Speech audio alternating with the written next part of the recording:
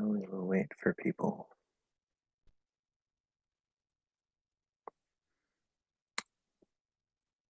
Ba-ba-dum-bum-bum-bum. Anybody here?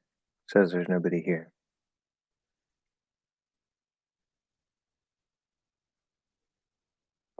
O'clock. Let's see.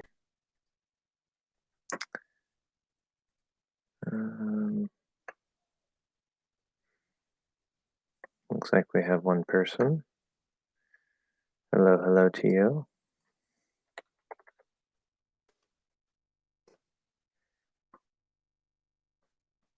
Don't be afraid to say hi. Just getting started here, waiting for more people.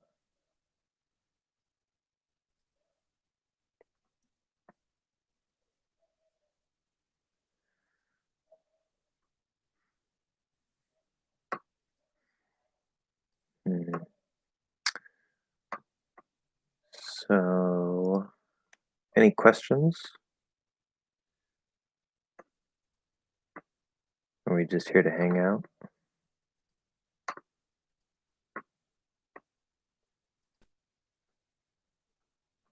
Two people.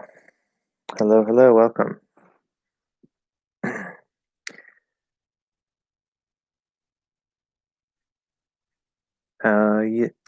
Yeah, my brain just collided. How you doing? Good to see you here on this Thursday. Although for you it might be Friday. I don't know. I'm pretty good. Yeah. Can't complain. Although I see my pants are there. Hold on.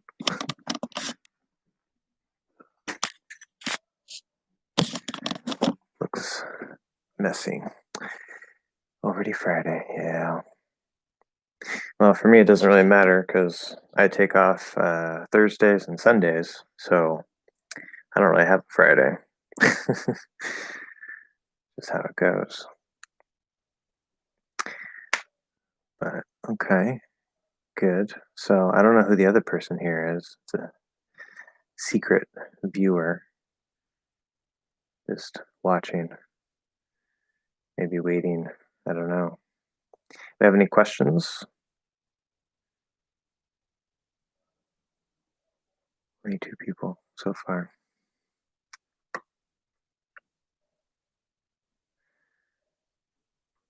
I don't think I can share my screen on this. I don't think so.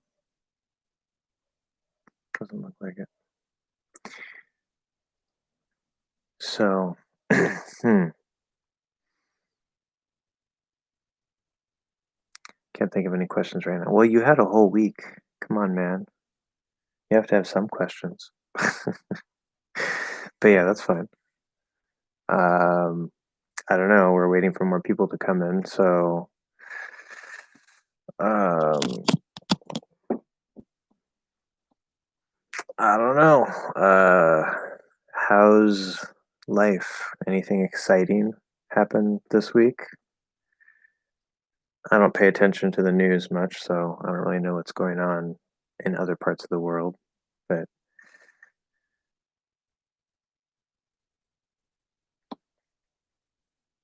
third person number 3. Hello to you.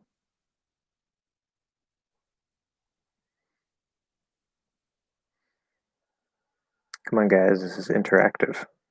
I mean, we could just sit here and you could just, look at the beautiful person that is myself. But I doubt that's why you're here. Or who knows? Maybe that is why you're here. In which case, I guess we're good. Loud.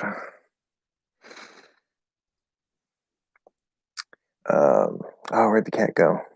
See, it's like every time I start talking, I think she's trained. She leaves. She hears my voice and she runs away. W, as in the W sound.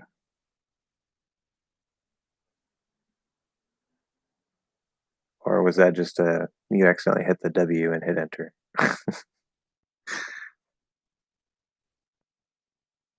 Oh, that was a typo. That's an interesting typo. How does that? I mean, maybe you drop something. I don't know. The W is over here. The enter is over here. I don't see how that happened.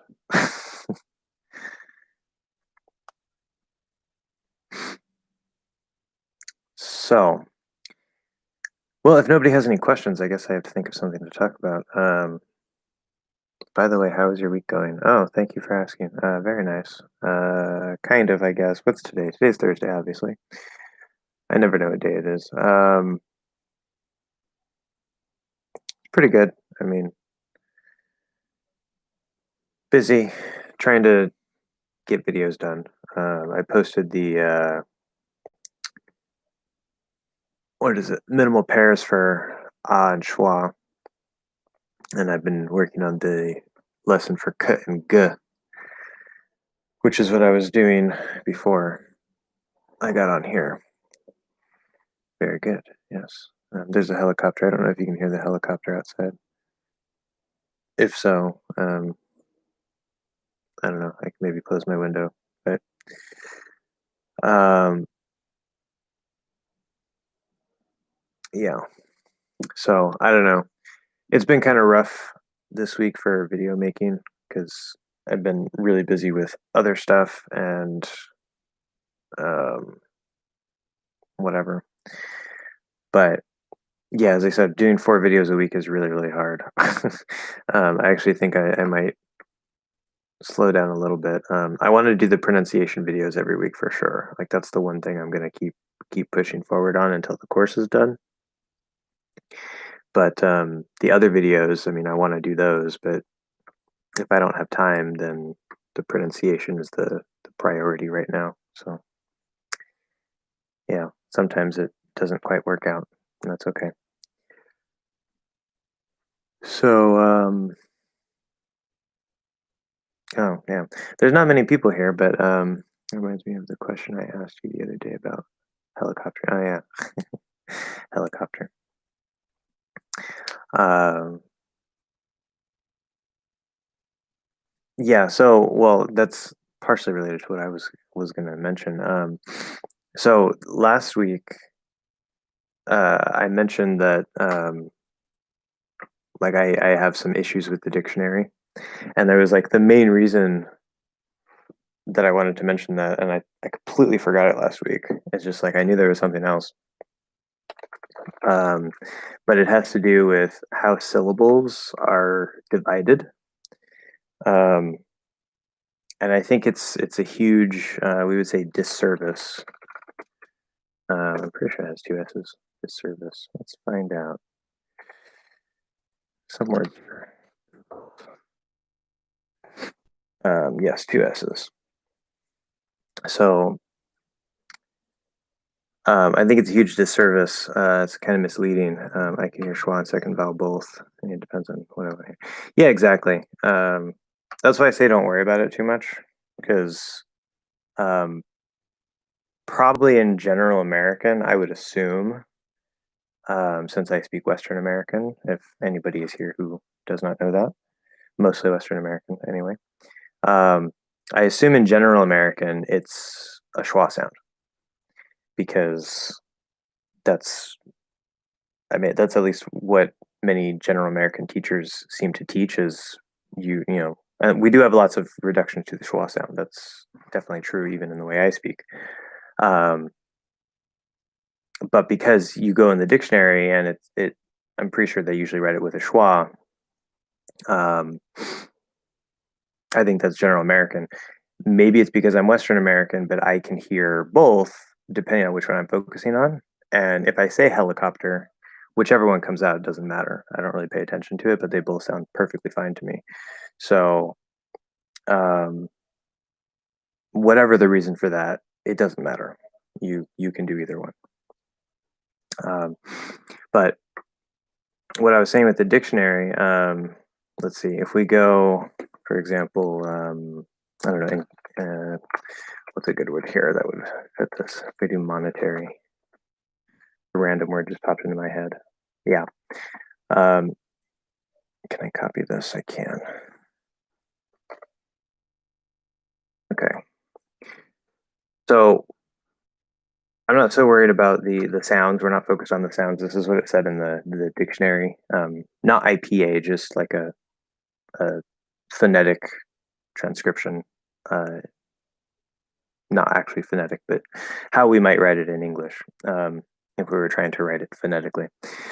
And notice that the N is connected to the syllable at the end of that first syllable, and then the vowel is just by itself. Um, and then, of course, there's the R there, which is a slightly different problem. But I think that that is hugely misleading and actually has a negative impact on your English. Because if you go to the dictionary and you see that, then you want to try to break that down as like mon I ter e, which number one is unnatural and robotic sounding. But number two, that's not how we do it, right? It's monetary. Monetary. The N moves over. And this is actually, it mirrors the connection rules. This is why things connect between words the way they do, right? If it were, say, I don't know, like Pokemon is, okay, so we have a mon and then I between two words, it's going to be Pokemon is, not Pokemon is. It happens exactly the same way inside words. And I think that the way that the dictionary divides syllables most of the time, well, in cases like this, is horrible and it should be changed because it's not accurate to how we speak. Then, of course, the problem with the R, we have tear, moneter, which is it's the third vowel R colored. I guess it could be air with the diphthong. That's fine too, but yeah, no problem. See, I wanted to mention that last week. I knew some at least somebody would find it useful. But with the R, we have third vowel R colored. The important part is the R part. It doesn't matter what kind of R it is. And then we have the E. And according to the dictionary, it's tear E, which is fair, but at the same time, that is kind of a bridge. That's why when I try to write a phonetic transcription in English, I don't put the dash when there's an R because or when there's, yeah, okay, we'll just leave that simple. When there's an R, because it's like one long thing. It's Terry, Terry, Terry. It is two syllables, but to divide it that way, it doesn't divide the same way that other syllables do, if that makes sense. But we have another person. Let's take another example. Solidarity. Yeah, always packed with the same words. Yeah, we could do that. That's good. Let's look at solidarity. Solidarity. For some reason, my brain went to solitary. Solidarity. Okay. So if we look at this, the dictionary does it this way, which I'm going to go ahead and rewrite this sounds the way I would do them. Solid. No, keep it the way the dictionary says. Don't worry about the sounds themselves. So this is saw, fifth vowel, sol. It's actually L colored technically. I, second vowel, dare. So that's third vowel R colored, or possibly diphthong R colored, air. I, and then the T at the end, which I would actually, I don't know why they're writing it as a T. I would say solidarity. It's a D sound. Anyway, this is a really good word to look at, actually. So with sol and I, the sol by itself is an L colored, keyboard, L colored fifth vowel. Okay, so that's that ah sound. So that's fine by itself. Okay. But then we have this I. Now what's going to happen there? Well, we know the L is kind of weird, right? Because the R is special in that it always kind of connects between the vowels. It's a bridge. The L can become a bridge, or not a bridge. The L isn't a bridge. The L, because it's a half L vowel sound, it can flow into the next vowel. So we can get solid, solid, which is not as clear, but it's perfectly fine. Solidarity, solidarity.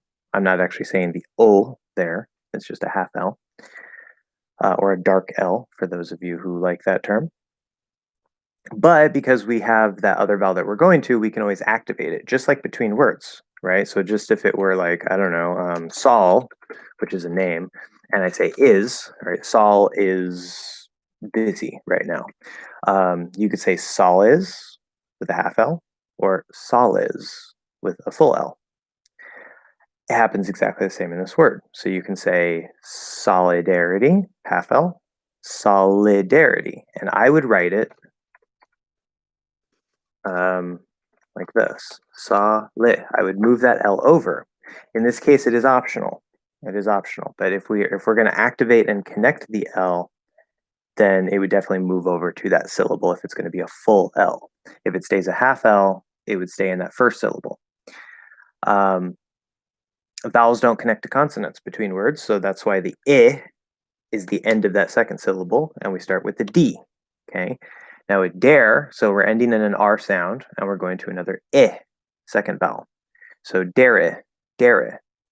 The reason I say R is like a bridge, any kind of R, whether it's R colored vowel or the vowel sound itself,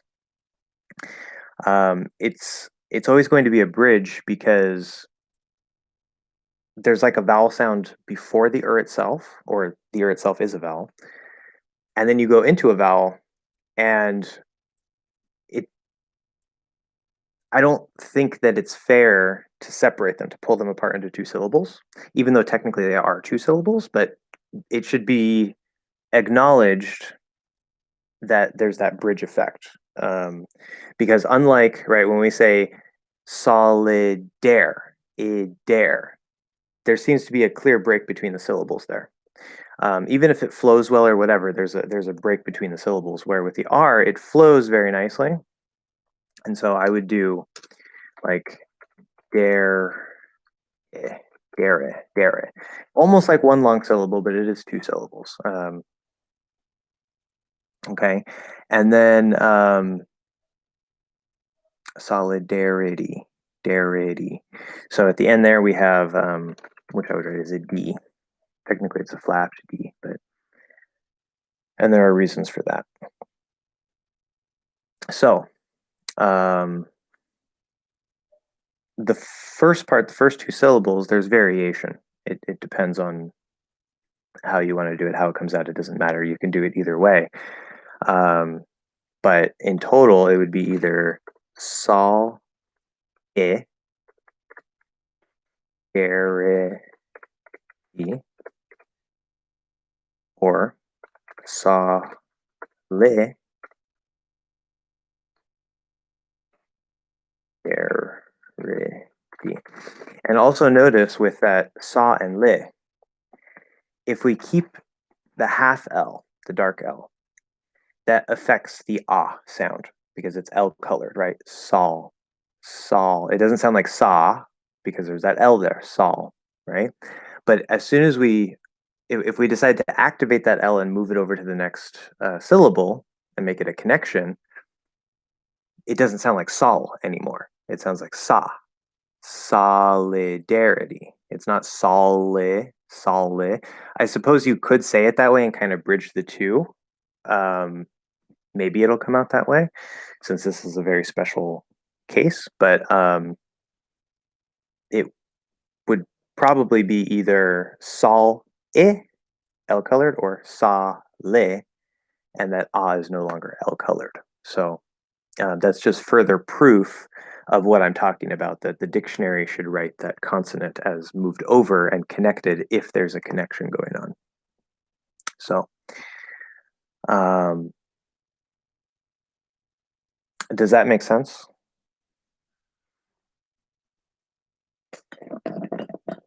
I only have 2 people. I'm so sad. It's okay. The other person, though, I don't know who the other person is. You can say hi if you want. Don't be shy.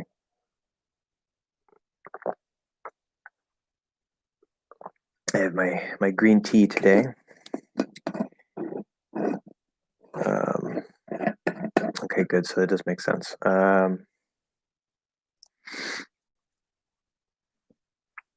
Yeah, I'm wondering if because I forgot to put out the tweet of like the time and stuff. I mentioned at the end of the last stream that we would do it like 2, and then I had it pre-programmed on YouTube so people could find it, but um, usually we have more than 2 people by this time. So anyway, but yeah, this is one of the reasons why I called the channel English Hacks, because I know some people don't like the idea of hacks. It's like, oh, well, you're trying to cheat something. But it's just looking at things differently than what everybody is saying, right? Because that's what I tend to do in a lot of things, not just with English, with a lot of things, politics, society. I look at things quite differently compared to many people. But anyway, other person, whoever is number 2. YouTube tells me, it doesn't tell me who's here. It just tells me that there's 2 people watching. Maybe you're busy. I don't know. But you can say hi. Politics. How would you break this word? Okay. Well, let's see. Oh, by the way, I know there's only 2 people here, and Seedent seems to be the only one actually saying something. So I do have a question that I want to ask you guys, but we'll break this down first. So politics. So we listen to that first. Politics. So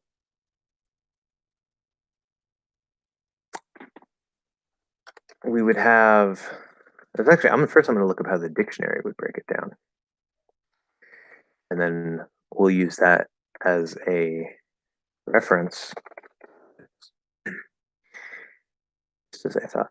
Yes. So another good example of where the dictionary is wrong, in my opinion. So this is what the dictionary says. So again, starting with that 5th vowel, Paul, I, and then ticks. So this is actually a T sound, and there's a reason for that.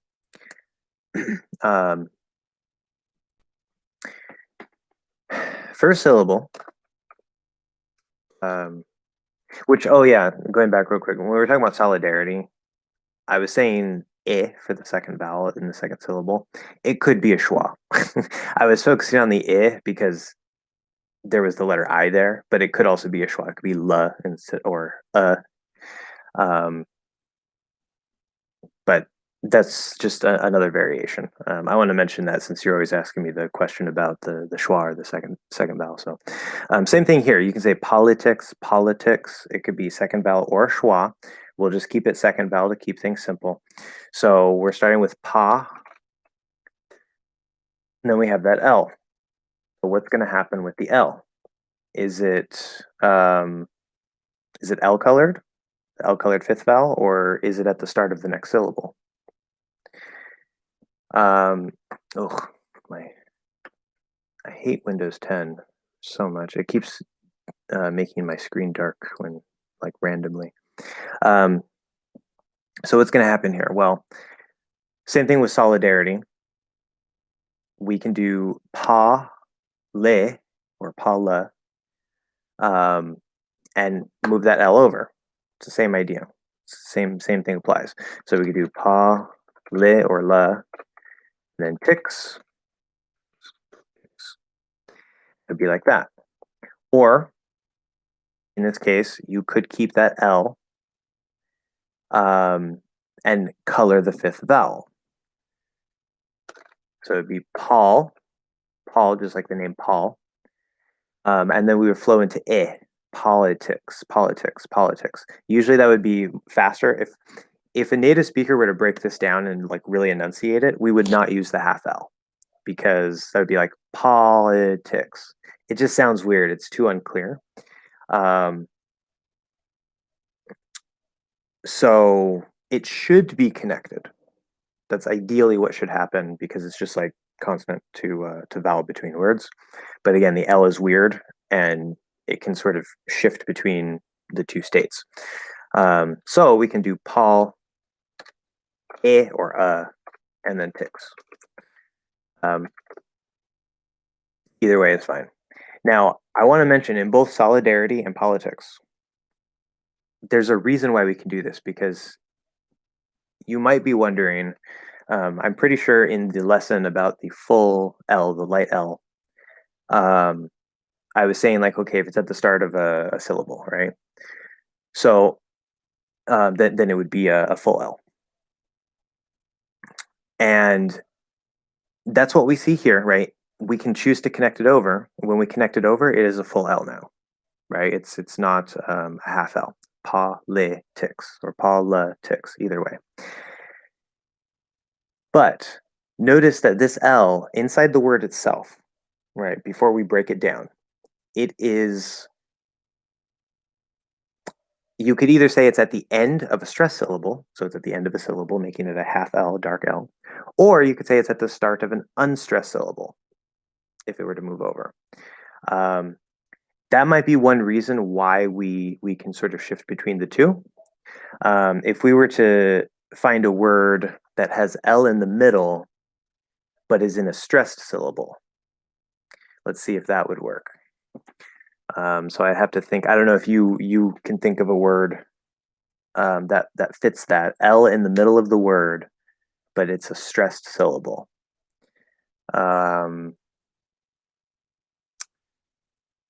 Let's see here. Relationship. No, that doesn't work. Does it? That does work. Yeah, relationship or relation to make it shorter. Relation.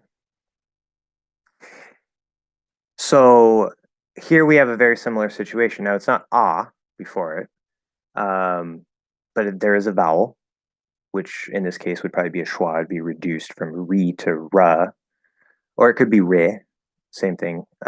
We'll say ra, reduced to a schwa. So schwa sound, L, and then A, the diphthong A. Lay, shin or shun, it doesn't matter. We'll do a schwa. We'll say shun, relation. Okay, yeah, I misspelled that. I wanted to keep the A, and that breaks my phonetic spelling. Lay, shun. There we go. Okay.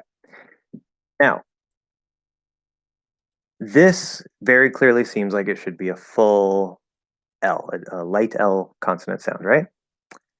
Can we make it a dark L or a half L? Can we do that? Let's see. If we say relation, okay, that's nice. Full L. If we do a half L, relation. Maybe. If we say relationship. He's in a relationship. If I'm speaking quickly, I mean, I'm kind of focusing on it and trying to do it. It feels a little weird. I'm sure maybe if we're really not speaking clearly, it could possibly come out that way. But it sounds much better and more natural to me to do that full L, right?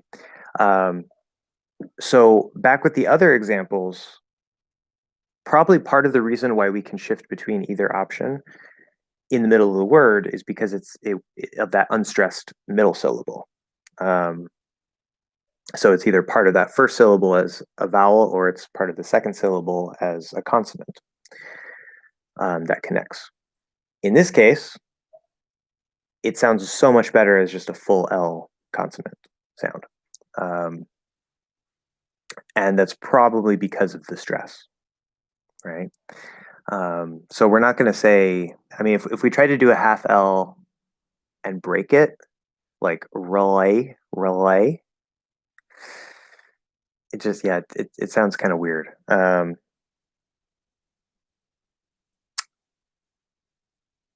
if we did that between two words, or can I find one that would mirror this in between two words?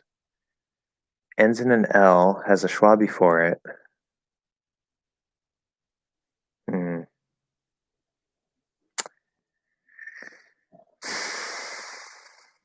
Hmm.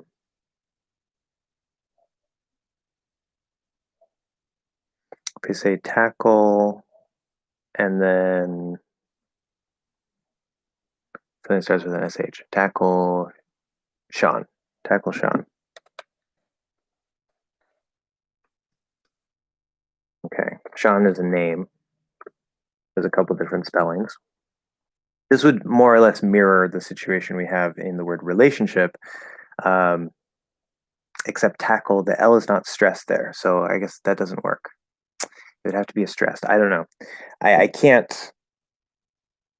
I can't think of an example. If anybody can think of an example that would fit that between words, we can look at that. But I'd have to think about that more. Anyway, you get the point. Any questions about that?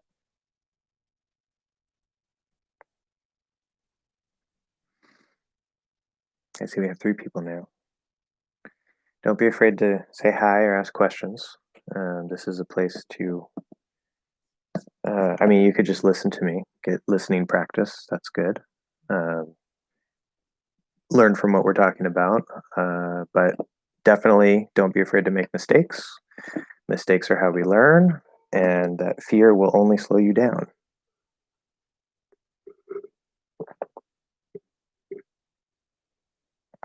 And there are no stupid questions.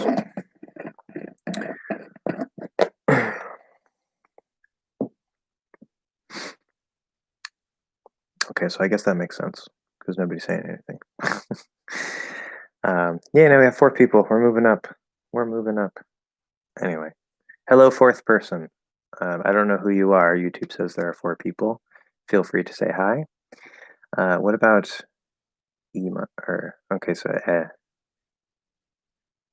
So are you referring to the third vowel, right?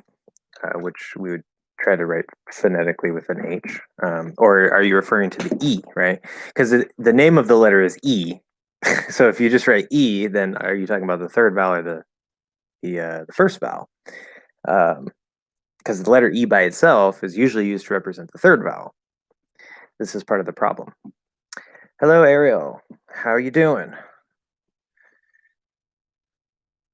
So Seaton, so you mean the first vowel, E?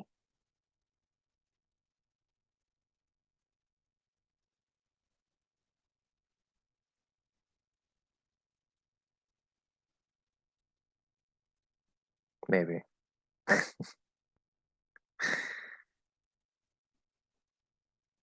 One sec. Okay, that's fine. Technical difficulty. You're probably at work, I assume, so kind of have to put that on hold. That's fine. Um, how's it going, Ariel? Ariel, doing or having a good day so far? I will get back to you in about 5 minutes. Okay, no problem. Unsubscribe from AJ Hogue. Well, I mean, if you want to unsubscribe,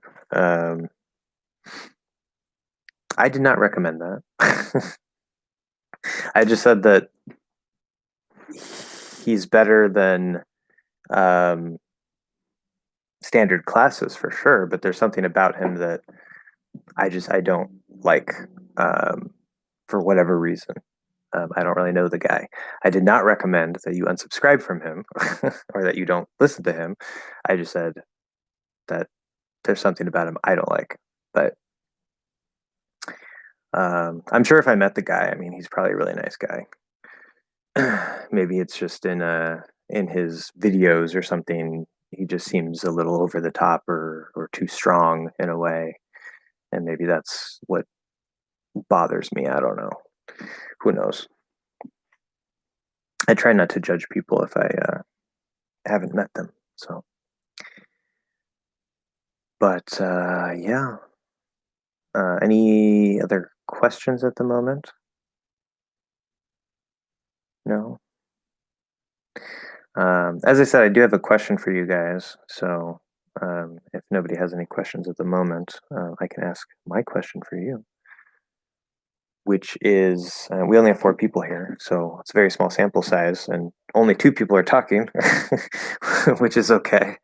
But one thing I want to do is have some lessons or videos that are more interactive. And by interactive, there's many ways that we can do that. Um, it would involve where people, like I give you some sort of like exercise or activity, you guys write in the comments, and then I pick randomly, like the top, say 3, and then in the next video, um, that's on the same topic or the same exercise, we go through and I give you corrections, I give you feedback, and everybody can learn from that. Um, I think that would be really, really useful.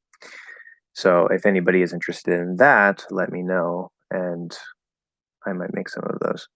Have you ever downloaded something from Pirate Bay or similar torrent sites? I'm gonna say no.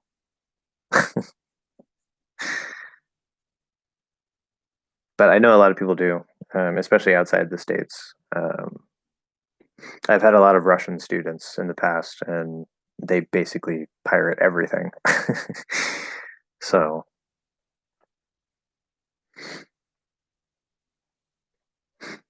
but yeah, it's not the kind of question I was thinking of. Preferably an English question, but it doesn't have to be.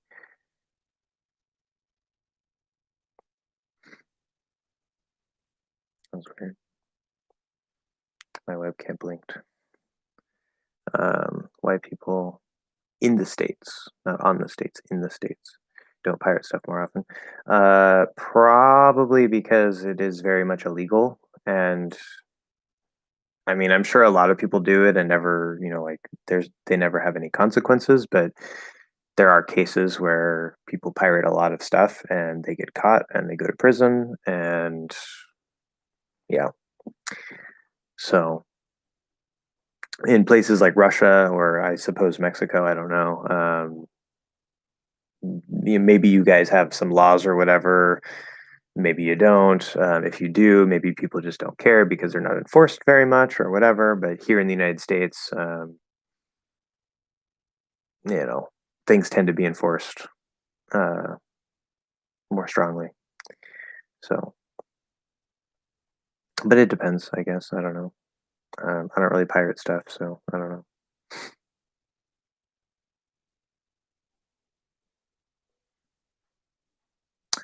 But anyway,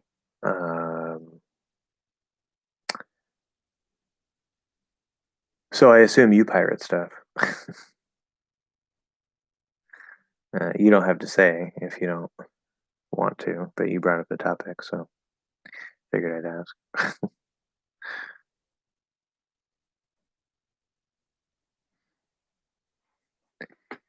I haven't seen David yet. I wonder if David is not able to come today.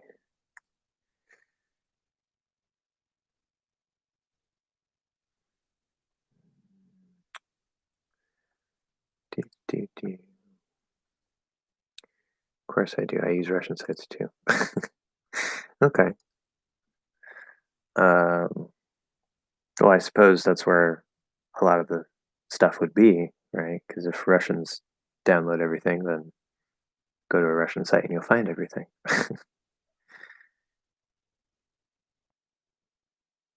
Okay. um, anyway, what else? I don't know.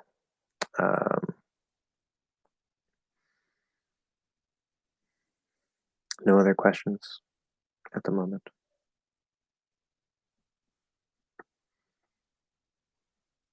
What projects are you working on? English teacher related. Okay, good question.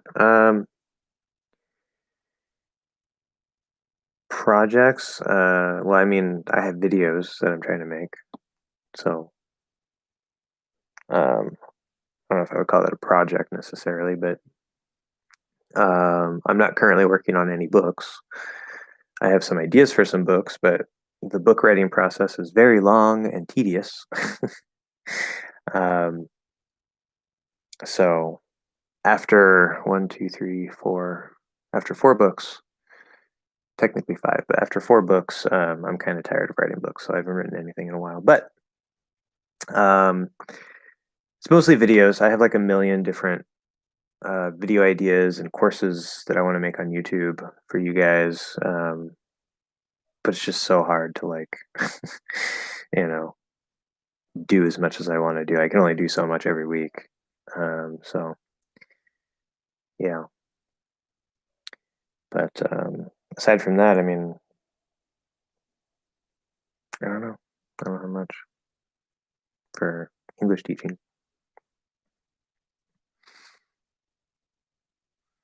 So, how long, and anybody can answer this, of course, but how long have you been learning English?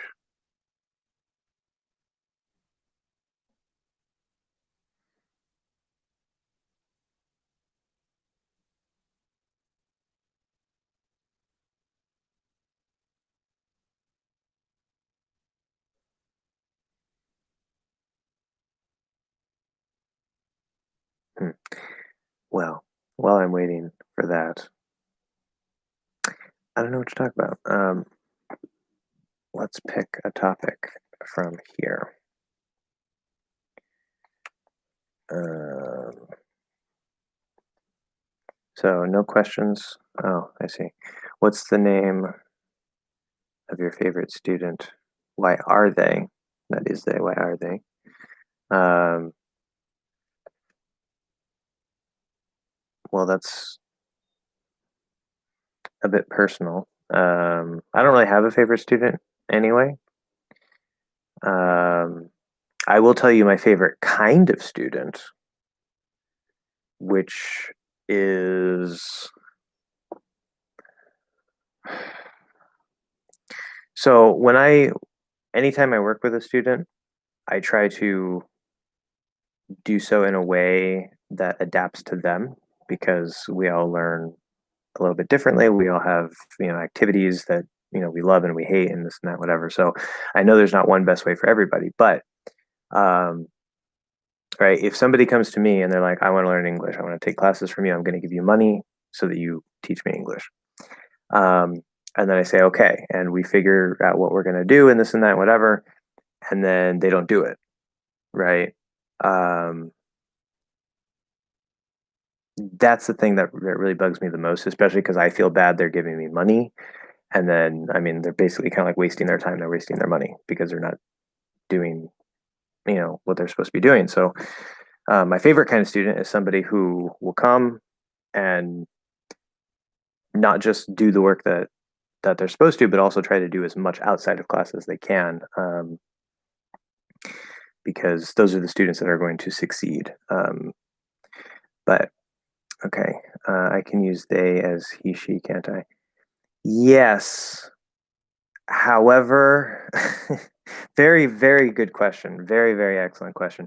Um, it's grammatically incorrect, and there are some English speakers that we call grammar Nazis that will tell you that that is completely incorrect, and no, you cannot do that.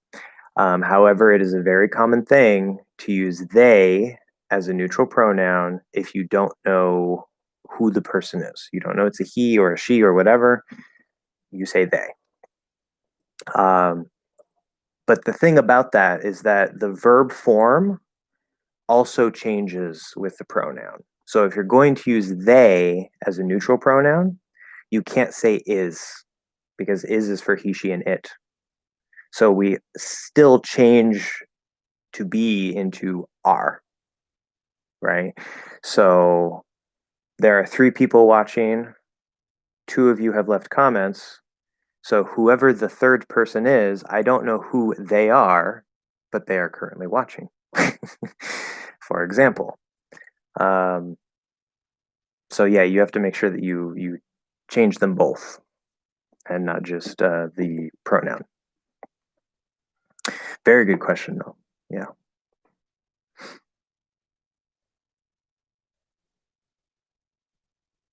Anyway, Yeah, as I was saying, I like students, right?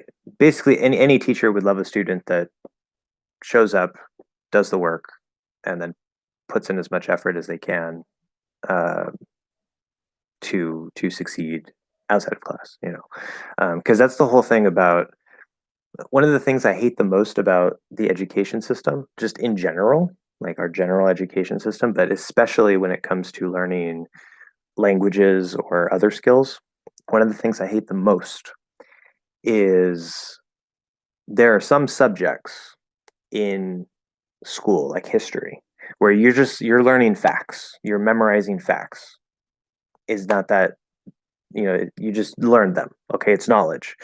History is not a skill, right? Um, but skill-based subjects like languages, music, outside of music theory, actually like learning an instrument or whatever.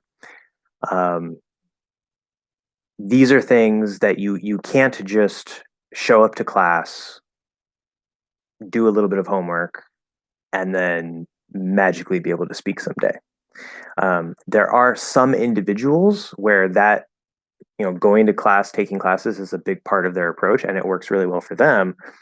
Um, but those people are also the ones who tend to really be into it, and they're not just attending the class. They're like, you know, they're watching TV in that language outside of the class, and you know, they're not necessarily speaking with people, but they're putting in extra effort to really try to learn the language. Where the average student, you know, they're like, oh yeah, this seems kind of cool, or oh, I just need this as a credit, you know, to graduate or something. And they go in, they take the class, they don't care about it very much, and so they don't get very far, because a skill is something that um, you need to put in personal time and effort into. It's not just memorizing knowledge. So any student who is willing to actually put in that work outside of class, and of course that's one thing I help students do, is figure out, okay, this is what we're talking about in class, this is the homework you're giving me, but what else can I do outside of class, right? What else should I be doing based on my goals? And that's one of the things I help students find out, right? um, so that way they know what to do outside of class, outside of homework, and they can, you know, be sure to do those things. And I've had some students make a lot of progress in a pretty short time because they put in the time and effort. But then I have other students who, you know, I worked with them for a long time, and they improved. I mean, they're practicing, but compared to the other students, you know, like these students took, say, two or three times as long to get to the same point. So, you know, it's all time on task, time on task, time on task. Um, yeah. I started downloading movies 4 years ago, and because I couldn't find Spanish subtitles, I watched them with transcripts. After 4 months using the dictionary with unknown words, 3 movies per day. Something. Your listening improved a lot, I assume.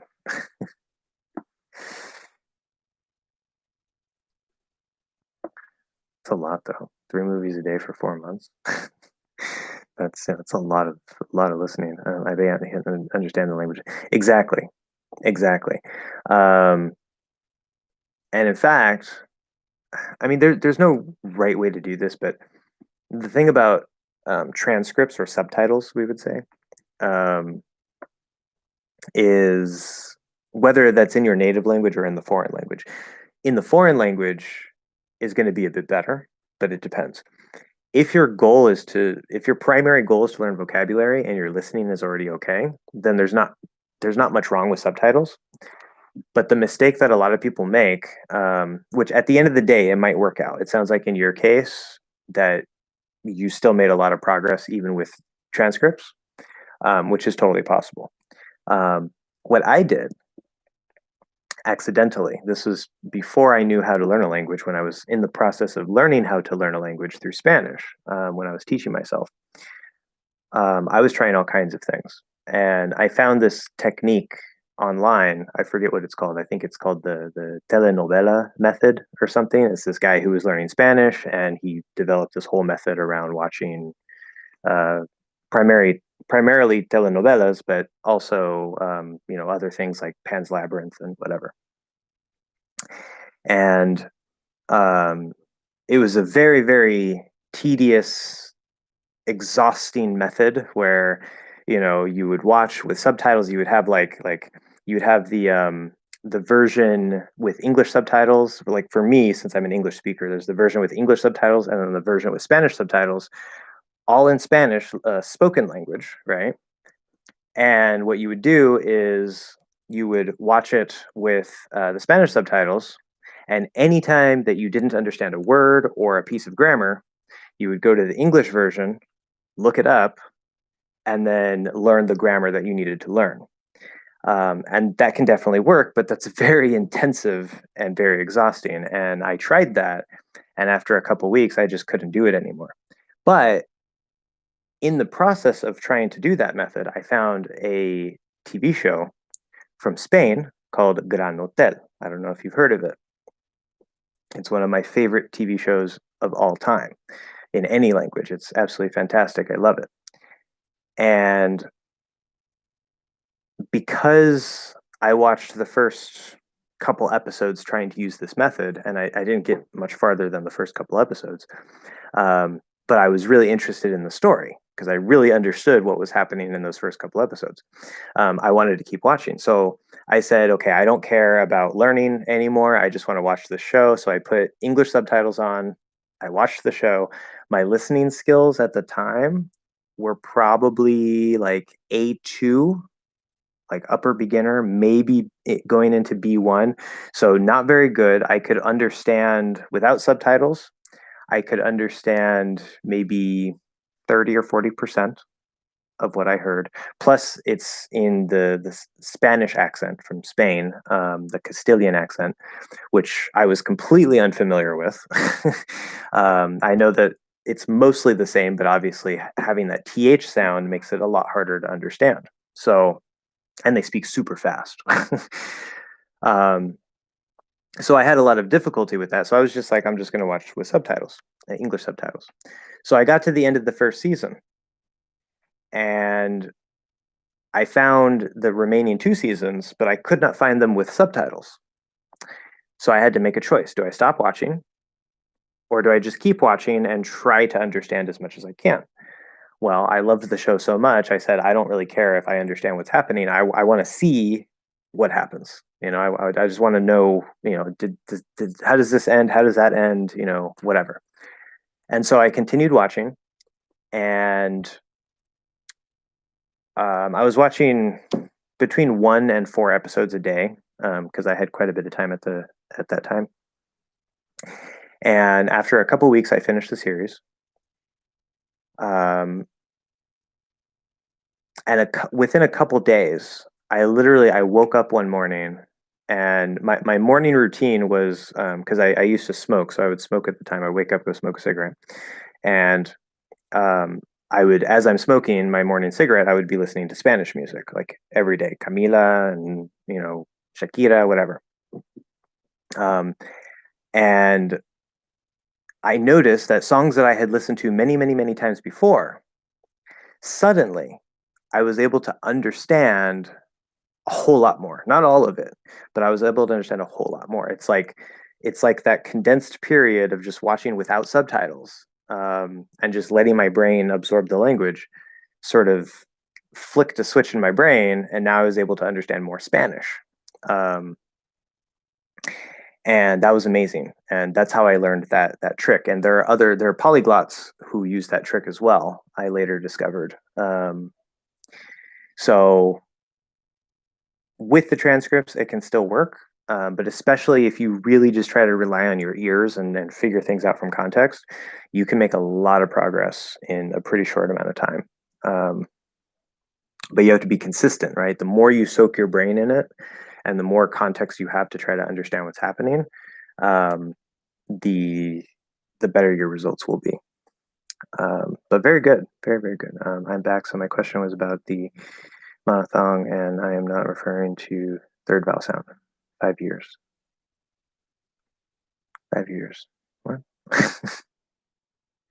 Oh, because I asked how long have you been learning English, right? So I think that's the answer to that, I guess. Um, so the E monophthong, like the first vowel.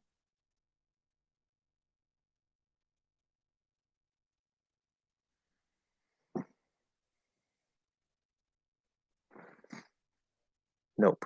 Okay, so what do we mean by E monophthong? Because I can think of the E sound. I can think of the sound, the third vowel. I'm not sure what else there would be. Are we talking about the letter E?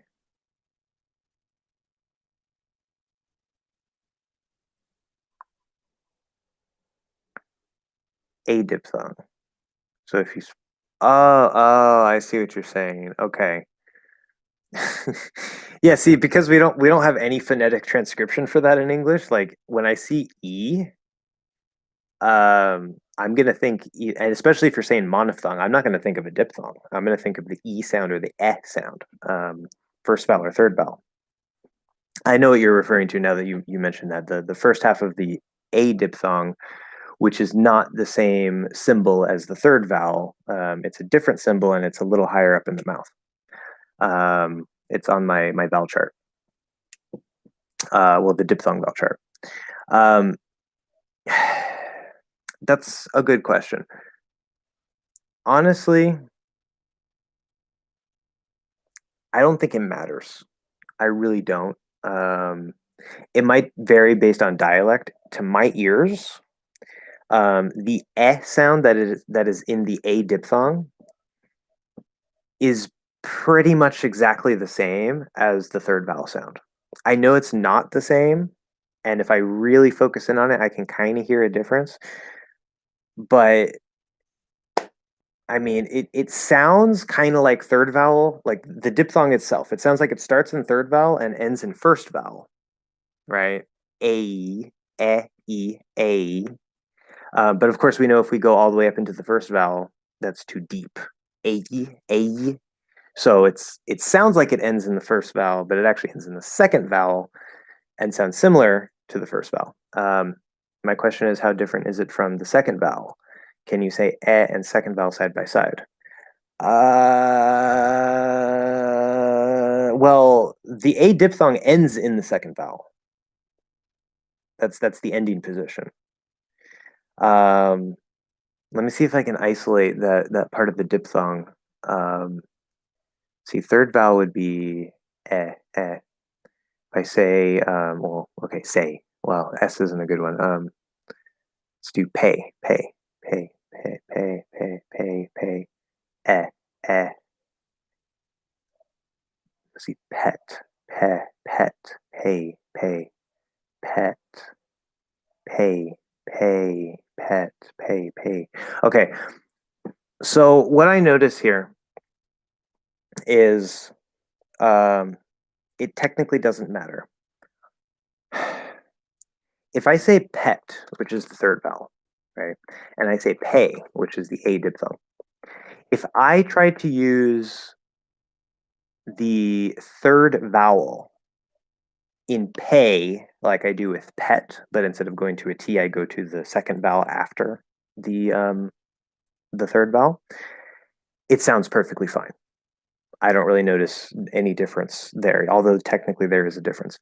But if I naturally say the word pay without necessarily trying to make it the third vowel, I do notice that my tongue, instead of being like this, where it's kind of like, you know, my mouth is partially open and the tongue is kind of flattened down, it's kind of up a little bit. There's a little bit of a curve maybe to it. Pay, pay, pay, pay, pay. So it would be like pay, instead of eh, eh, which sounds very strange to me in isolation. Like if somebody were to say, "Hey, what's this sound eh?" I would be like, "That's not an English sound." It's completely unrecognizable by itself. It's not an English sound by itself. Because as I said in the A lesson, that the first part of the diphthong, which is this E that we're talking about, only exists in the diphthong. It does not exist as a monophthong in English. That symbol, if I remember correctly, is the monophthong symbol for the Spanish but not in English. English actually does not have that sound as a monophthong. So, as I said, it doesn't really matter. You can just use the third vowel. So this E monophthong exists in my language, and this confuses me. Okay. I can see exactly why that would happen, yeah. Because of how my tongue feels. It sounds very different compared to the second vowel to my ears, but with how my tongue feels when I make this sound, I can see exactly why you have confusion. Because I imagine if your language does have that sound, it's actually going to be difficult. So can you say and second vowel side by side? I can try.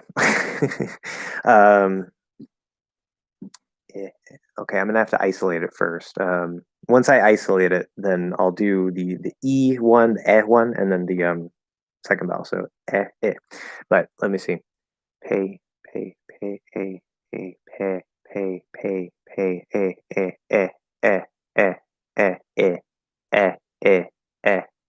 eh, eh, eh. Yeah, so that would be it side by side. Which to my mind, I know that I'm saying the start of the diphthong, but it's starting to just sound like the third vowel, even though I know I'm not making the third vowel. That's all the reason I ask you so many questions about second vowels. Oh, okay. Yeah, no, that's no problem. Do you have the second vowel in Hindi?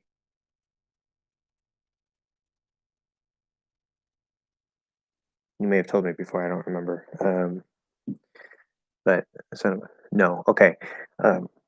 Yeah, my experience. A lot of languages, which I could be wrong. It's just my experience. But a lot of languages don't seem to have the second vowel that English has. Most languages will either have the third vowel in English, or they'll have the start of the diphthong. Like Spanish has the start of the diphthong a as their sound. So that sounded more like third vowel. Yeah. Let me try to do it again really quick. Pay. Let's see. Pet, pay, eh, eh, eh, eh, eh, eh, eh, eh, eh, eh, eh, eh. Do you hear a difference there? I could probably do a special minimal pair video on this, but I really don't think. Yeah, there you go. Good. I'm glad I'm doing this. I really don't think it's necessary, and I mean it might be useful, but I don't think it would be that useful because, as I said, the start of the diphthong could just be the third vowel. It sounds perfectly fine. So you can just do the diphthong from the third vowel position if you wanted to, and that I don't think that would usually be a problem. Now try and second vowel. So the wait.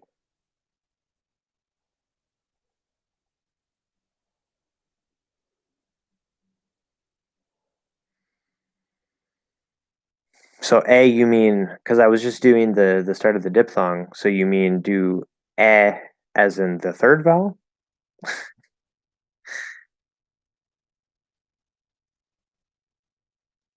Because I'm confused because that's what I was just doing. Unless you mean the third vowel, in which case I can also do that. The monophthong. Eh, is confusing.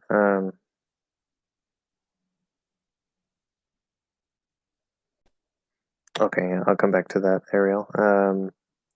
So okay, what I'll do then, what I'll do then is I will do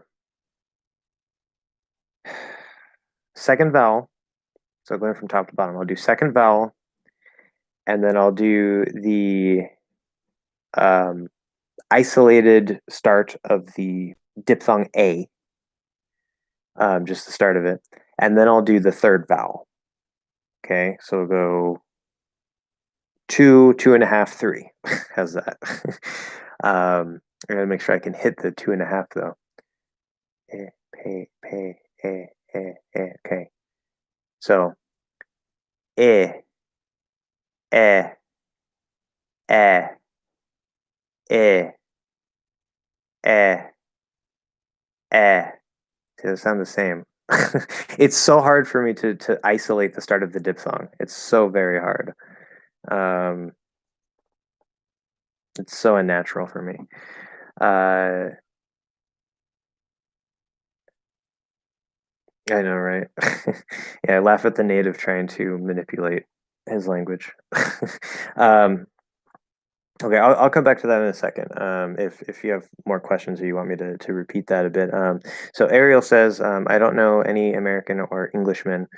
Um, so I thought because I was reading The Guardian and watching YouTube English speaking channels all the time, my output skills will match my input ones. But the first time I met a girl from California and I tried to seduce her, I realized how terrible my speaking skills are. Exactly. Exactly, exactly, exactly. A couple of years ago, Canada started a free visa or a visa free deal. That means a deal without visas. It'd be a free visa deal, I guess, with Mexico. Um, I don't know. Either way, that's fine. I want to.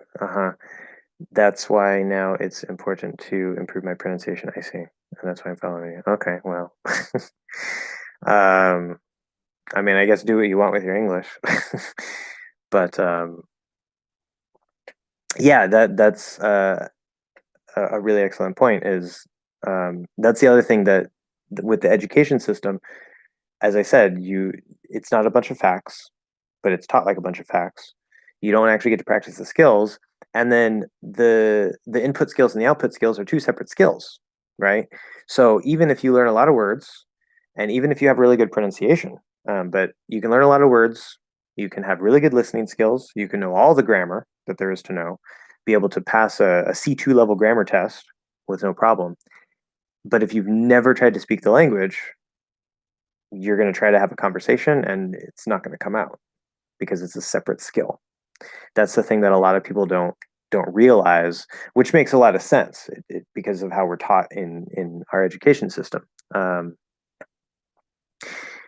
so, but that's also what causes a lot of people problems. They say, "Oh, I don't have the gene, I don't have the talent, I don't have this or that or whatever." And it's like, no, you just need to practice. You need time on task practicing the thing that you want to do. If you want to speak any language, I don't care if it's Japanese, if it's Arabic, it could be completely different from your language. It could be a musical instrument. Um, Whatever it is, you don't need any talent. Talent doesn't matter. That helps, but it does not matter. Um, all you need to do is spend enough time practicing the skill that you want to improve, and it will improve. For some people, it might take a while, you know, but it will come. And the more you do it, the better you'll be. It's as simple as that. But everybody makes it. That's one of the things that bothers me so much is everybody complains and they think that they can't do it when they just haven't put in enough time and they're afraid of failing. Well, if you're afraid of failing, you've already failed because you're not going to try. All right. You're going to fail because just like soil is dead matter that plants grow out of, failure is your dead attempts that your success grows out of. It's exactly the same. 100%. Hello, doctor. I'm not going to try to say your name because I'm probably going to say it really, really wrong, but hello. Glad to see you here. And glad that you are in the chat here with us. And Seaton said that's the kind of difficulty I'm facing. Yeah, I know it's a difficult thing. What is the best way to improve English B1 to B2? That's a good question.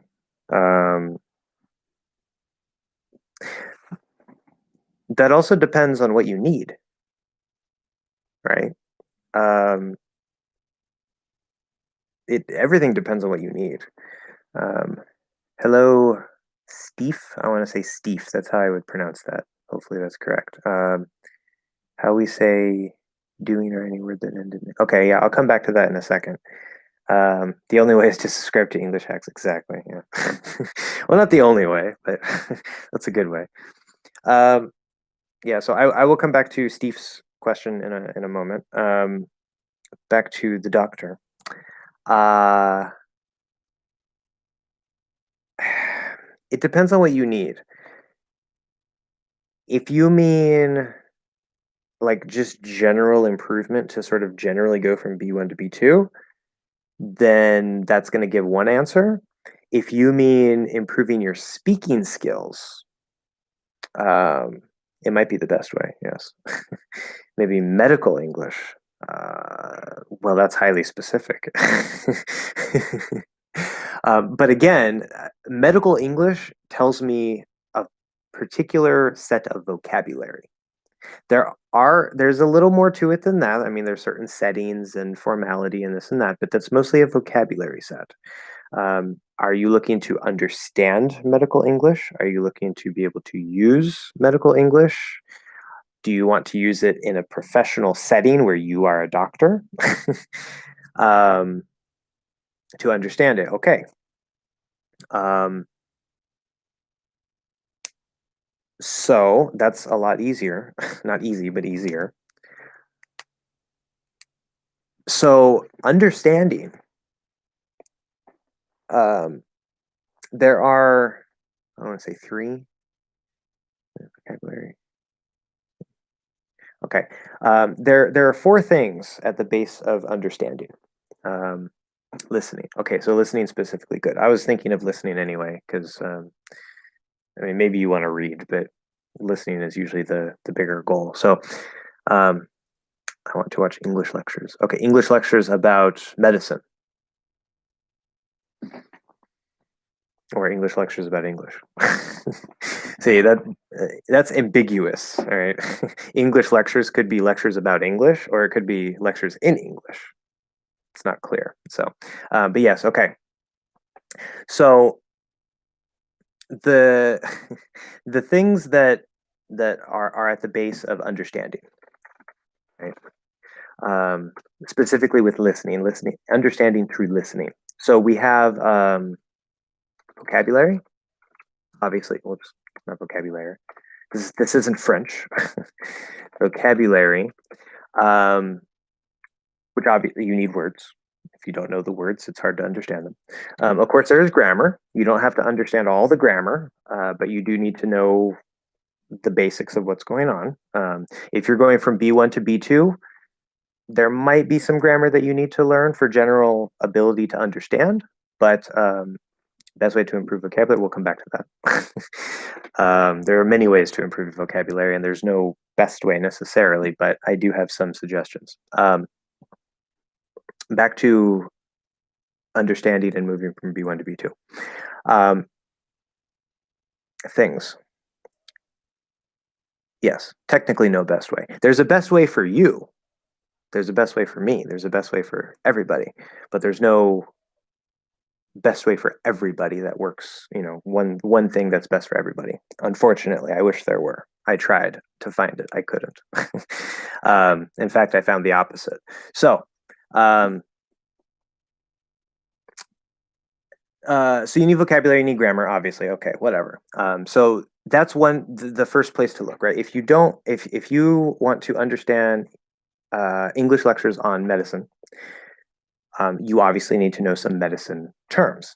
Now, part of the English lectures on medicine are going to give you those terms because you're learning about medicine, you're just doing it through English. So you don't necessarily have to learn the words before the lecture, but there are some things that you probably should know before, like very basic words like injury. I mean, that's related to medicine, right? If you have an injury, but that's not like a medical specific thing that you would learn in a course. That's a word that any native speaker would know, right? So there might be some words that you should know before that will help you more easily understand the lectures. Um, So that's one consideration, the vocabulary and grammar. But vocabulary and grammar are what I call knowledge areas. Okay, these are more theory, right? If we have theory and practice, knowledge and skill, vocabulary and grammar is more about the knowledge and the theory, passive understanding.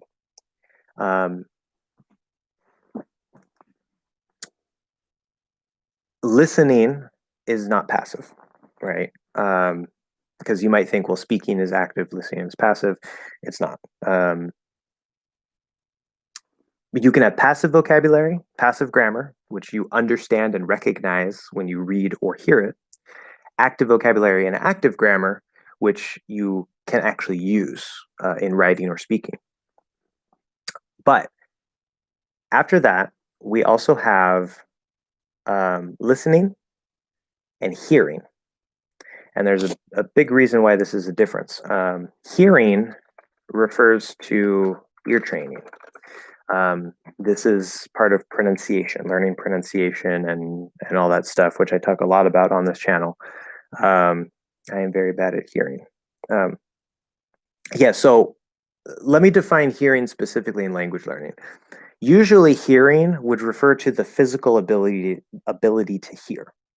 So if you say I am very bad at hearing, we're talking about the physical ability, like you just like someone who is deaf cannot hear at all. Their ears do not work, or they don't work very well.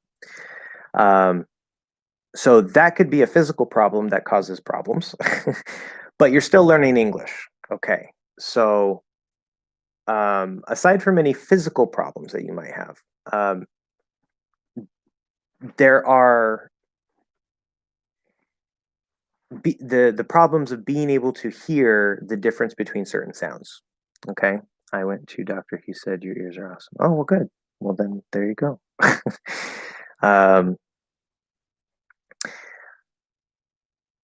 For example, like I was just talking about with, well, not exactly like I was talking with Sedent about two sounds that he has difficult hearing the difference between. A common pair, for example, would be e and e. Many languages don't have e, the second sound, like in the word it. And many English learners will try to pronounce that word as eat, which is a different word. Okay? In English, these are two different sounds. And if you can't hear the difference between them, it's going to cause a lot of problems with you being able to understand what you hear. Yes, this is what a lot of people don't realize, especially English learners, because the English writing system is not phonetic. It doesn't match the sounds, okay? And we have 5 vowel letters, A, E, I, O, U, sometimes Y. Don't worry about that. But we have at least 10 vowel sounds. So there's 5 letters to represent 10 sounds. Causes a problem, right? I think doctor is just joking. He's not a real doctor. Like he's a troll. I don't think he's a troll. I can prove I am a medical student. Okay, well, that's okay. Yes, I'm going to come back to you in a moment, Steve. Actually, okay, let me go ahead and answer Steve's question because there's a bit more I have to say to answer Doctor's question. So Steve's question, the only way, or sorry, that was Steven. How do we say any word that ends with ing? Okay, that's a very good question. Thank you, doctor, for allowing me to go ahead. Sounds fine. Thank you, doctor. This is a common problem. And the way that I speak and the way that I teach you is a little bit easier than the way that most teachers will teach you. I'm going to give you all the answers here, and you can sort of pick what you want to do, or whatever's easier for you. So the NG, this represents one sound. It is not N, it's not N and G, it's one sound written with 2 letters. Just like the TH sound, there's no T or H, it's the or th, it's one sound. Or the SH sound is one sound. okay?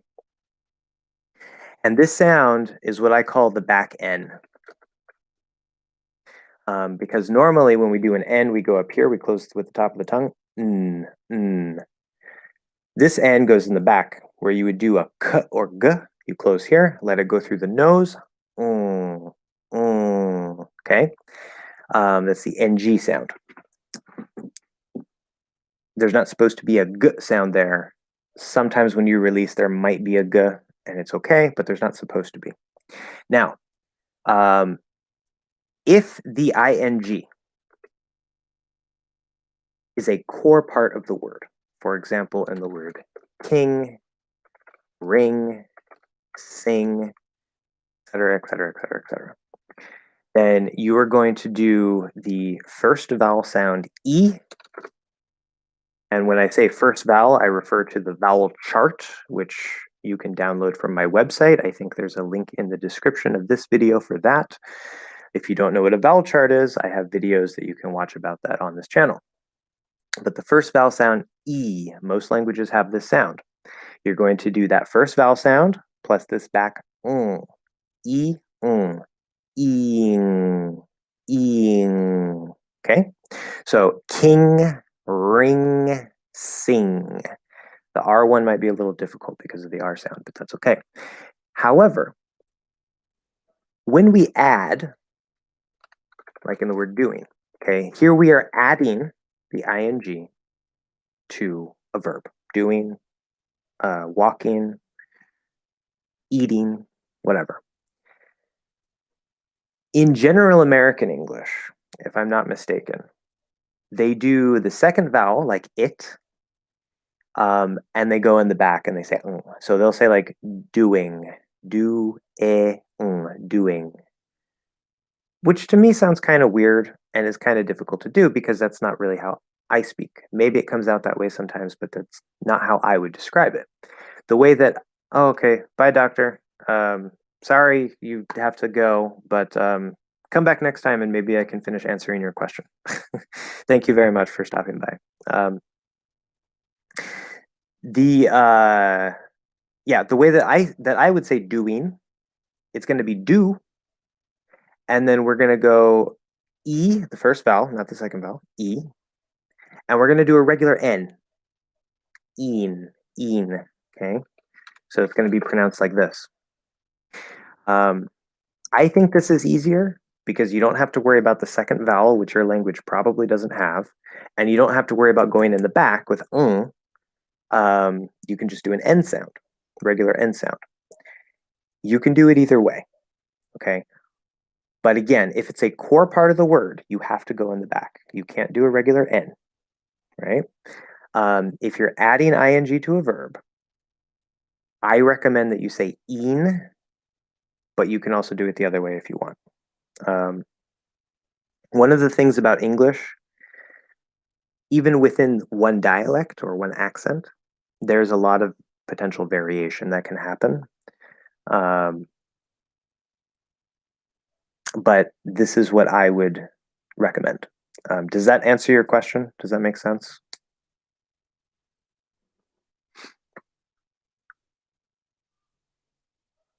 Let's see here. And I see Ariel wrote something as well. Yes, thanks. Okay, very good. Feel free to ask any other questions, of course. Okay, with your $1,000 salary, I don't have a $1,000 salary. I wish I had a $1,000 salary. Wait, $1,000 salary? Like, well, okay. When I think of salary, I think yearly. I know there are monthly salaries also, but $1,000 a year would not be very much. But yeah, you can live like a king in Mexico. Why don't you come visit your neighbors? You can stay definitely. Yeah. Well, number one, I don't have a visa, and I would have to go apply for a visa, which eventually I will do because I want to go to other countries. But that's a long process. So that would be step one, actually getting a visa. And I've thought about that. I thought about going down and staying in Mexico because I have a couple friends there in Mexico City. And I know Mexico City is relatively expensive because it's, you know, the capital, but still compared to the US, it's pretty cheap. So I have thought about that, but I've also thought of like Thailand and other places that are really cheap. And um, my main concern with yes, good correction there. Thanks. It was a typo. I got it. No problem. Good. But the main problem, uh, or my main fear with Mexico. Sorry, wrong word. With your passport, you can say. I don't have a passport either. You need a passport to get a visa, but I don't have a passport or a visa. um, which might sound strange, but many Americans don't have passports. Many of us do, but many of us don't because drug lords. I'm not worried about drug lords specifically, but so I'm not one of those. Am I afraid of? Yeah, I'm afraid of drug lords. I mean, like, if there was a drug lord outside my house, I would be really scared. Like, they probably have guns and stuff, and you know. But um, so I'm not one of those, gringo Americans who's like, oh, Mexico is like so super dangerous, and like if you just like, go to Mexico, you're gonna get shot and you're gonna die, and it's like you should never go there. It's a horrible place. Like I don't think that, but I know obviously like you guys, I mean, we have a lot of issues here. We have a lot of crime here as well, but I know you guys have, you have things going on there, as you mentioned. I mean, there's uh, drug lords, gangs, this and that, whatever. Um, and I know that there are Mexicans who are like lighter skinned. And one of my Spanish partner who's from Mexico City, she was telling me like, oh, you could, if you have a good accent, you can, probably pass for Mexican because, she showed me a picture of her friend who is Mexican, born and raised in Mexico, has, Mexican parents, and his skin looks like mine. He looks like a white guy. And so I don't know. It's just my thought of going to Mexico is just like, I'm sure it would be fine, but I'm kind of like, I don't know. Might be dangerous. So, going to Mexico City specifically, I'm not as worried about, but like just crossing the border, because that's where a lot of the problems seem to be. Um, I really don't want to just like cross over the border. That's my biggest thing. Um, how we say wound or wound. Yeah. So it's not clear when they come together. Okay, one thing you have to remember is that English spelling will often trick you. You cannot trust the spelling, especially for vowels. For consonants, it's a little better. Consonants are more consistent, but there are problems. With vowel sounds, never trust the spelling of a vowel. One thing I try to teach you guys on this channel and emphasize on this channel, train your ears. Focus on your ears so you can actually hear the sound. Okay? Um, the this particular word actually has two meanings with two different pronunciations. Okay, it's just they're spelled the same. One is wound, which like if somebody cuts me or shoots me in the arm or whatever, I have a wound. Okay, something like it's bleeding. I have a wound, and that is pronounced oo. So it's the W goes straight into the oo vowel sound. So it's like this, wound. Okay. Now I know that W can cause some problems because the W is already out, and then the oo also goes out. So woo, woo. You have to go right back. It's not quite as deep, but you have to release the lips and go back into them. Wound, wound. Okay. That's probably what you're asking about, I assume. Um, but there's another meaning with a different pronunciation, same spelling, which is wound. Or like this, it uses the diphthong ow, which is like if you get hurt, ow, right? That's the sound we make, ow. Wound, the meaning of the word wound is the past tense of the verb to wind, meaning I don't have a good example. There are like some toys, like think some of these toys are kind of old now, but on the back they have a thing that you can twist, and then when you set it down, it'll start moving. You wind the toy, or a watch that you wear on your arm, not digital, the old watches with the goes around the circle. You have to wind the hands into position. Okay, so wound is the past tense. But in that case, the ow diphthong also ends in a similar position to the W. But you have to open more into ah first. Wound, wound. So that one's easier, I think. Any other questions about that, or any questions from anybody else about something? Hopefully I didn't miss anything. I don't think I did. It's unfortunate that doctor had to leave because I didn't get to finish explaining what I was explaining. It's a complicated answer. It depends, you know. Yeah, I think I got everything.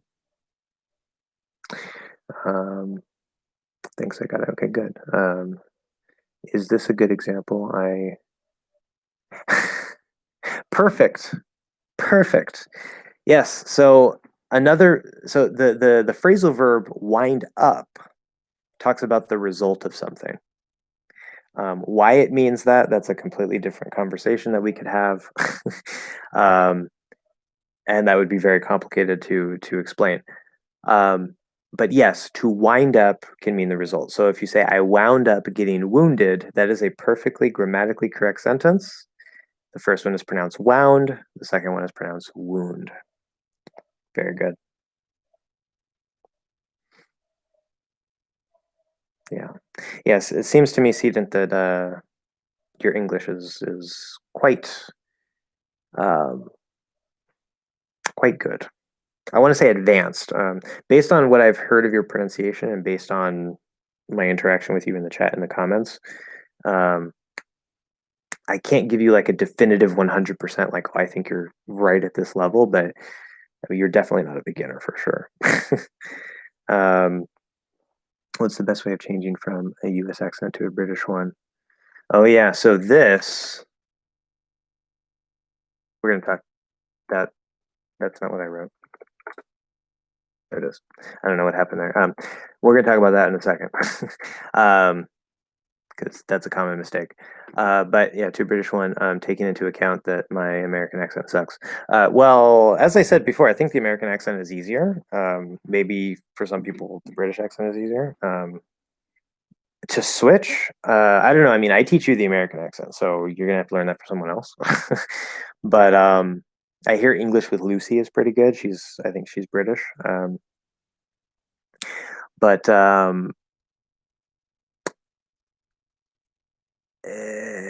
you can sort of transfer what you know. If you really want to do that, if you really want to switch to the British accent, what I would do is I would find resources made for American speakers that are trying to learn how to do a British accent. And it won't be perfect, but based on what you know about the American accent, you'll have some sort of reference and you can kind of try to transfer certain details over and see if it's easier for you. And if it is, then you just have to learn, you know, how things come out in British English compared to American, and then you don't have to worry about the American anymore. But if your American accent sucks, that's completely fixable. 100%, 1000% fixable.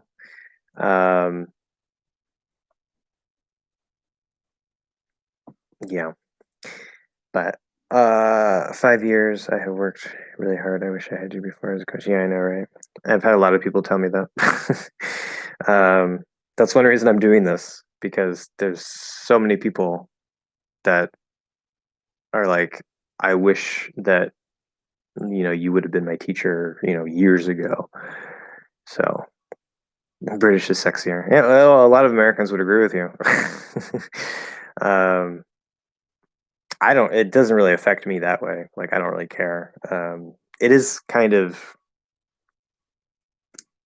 I don't know, I like a British accent.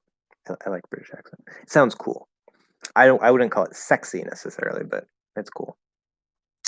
Okay. So really quick, talking about NUS.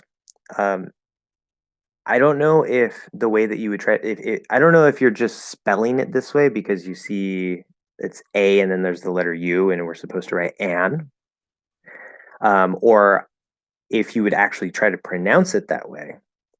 Because some students make the mistake of just writing it that way, and some students make the mistake of also pronouncing it that way. This rule that the article a becomes the article an before a vowel, that's, and again, this is why I put so much emphasis on pronunciation in ear training. That rule does not apply to letters, it applies to sounds. Not letters, sounds. Okay? So when we say the US, that does not start with a vowel sound. That starts with the consonant sound y, right? It's like US.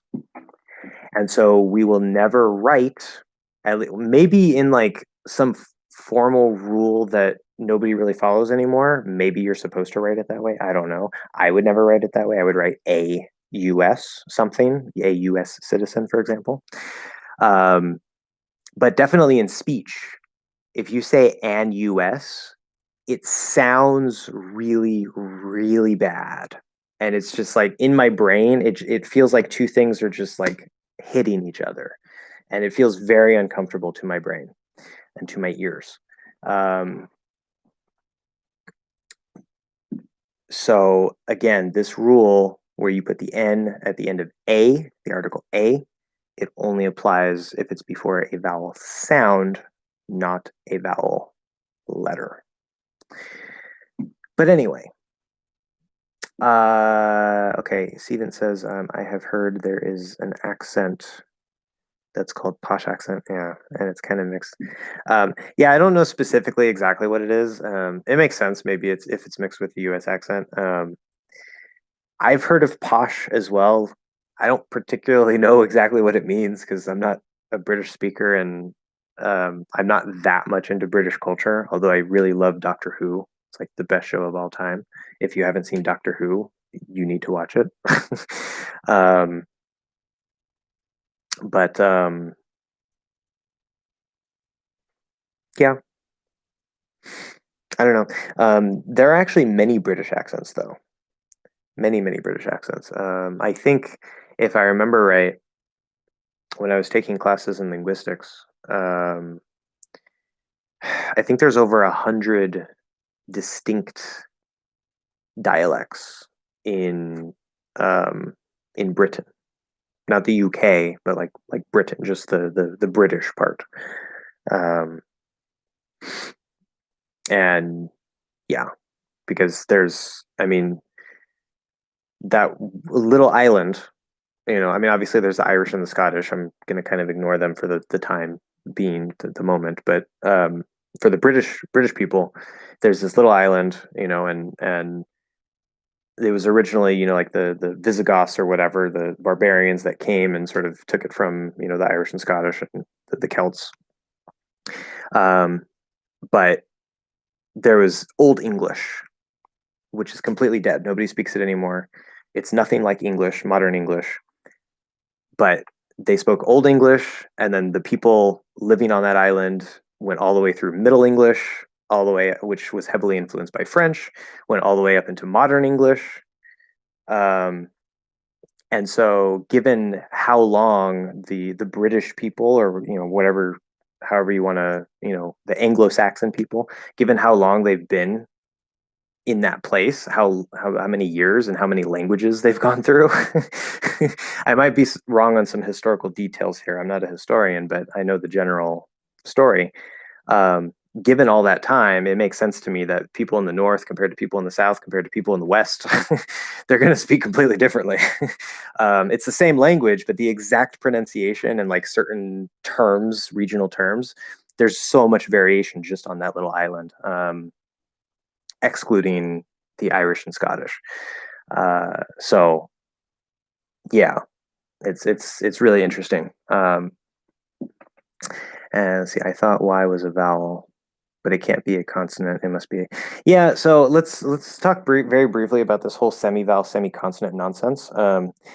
If you're a linguist and if you are really interested and care about strict, specific definitions of things like this for language in general, not necessarily just English, but like language in general, and you're in the academic field of linguistics, okay, not as a language learner, but the actual academic field of linguistics, these terms become useful because, just like a physicist, right? You need very specific terms, or a philosopher, you need very specific terms to, cut things up and say, okay, well, this is slightly different, and, whatever, blah, blah, blah. Okay. But this is academic jargon that for the average language learner, for the average English learner, is useless nonsense. Okay. Semi-vowels, semi-consonants, whatever. I don't even use those terms. Okay. I'm going to tell you what Y is. Y is a consonant. The name of the letter is Y. The sound, the consonant sound, because it is a consonant letter, okay, in English, the sound that this letter not always represents, but that we by default think of as the Y sound is the consonant Y, which is very close to the vowel sound E. It could actually be a vowel sound by itself, hence the semi-vowel thing, okay?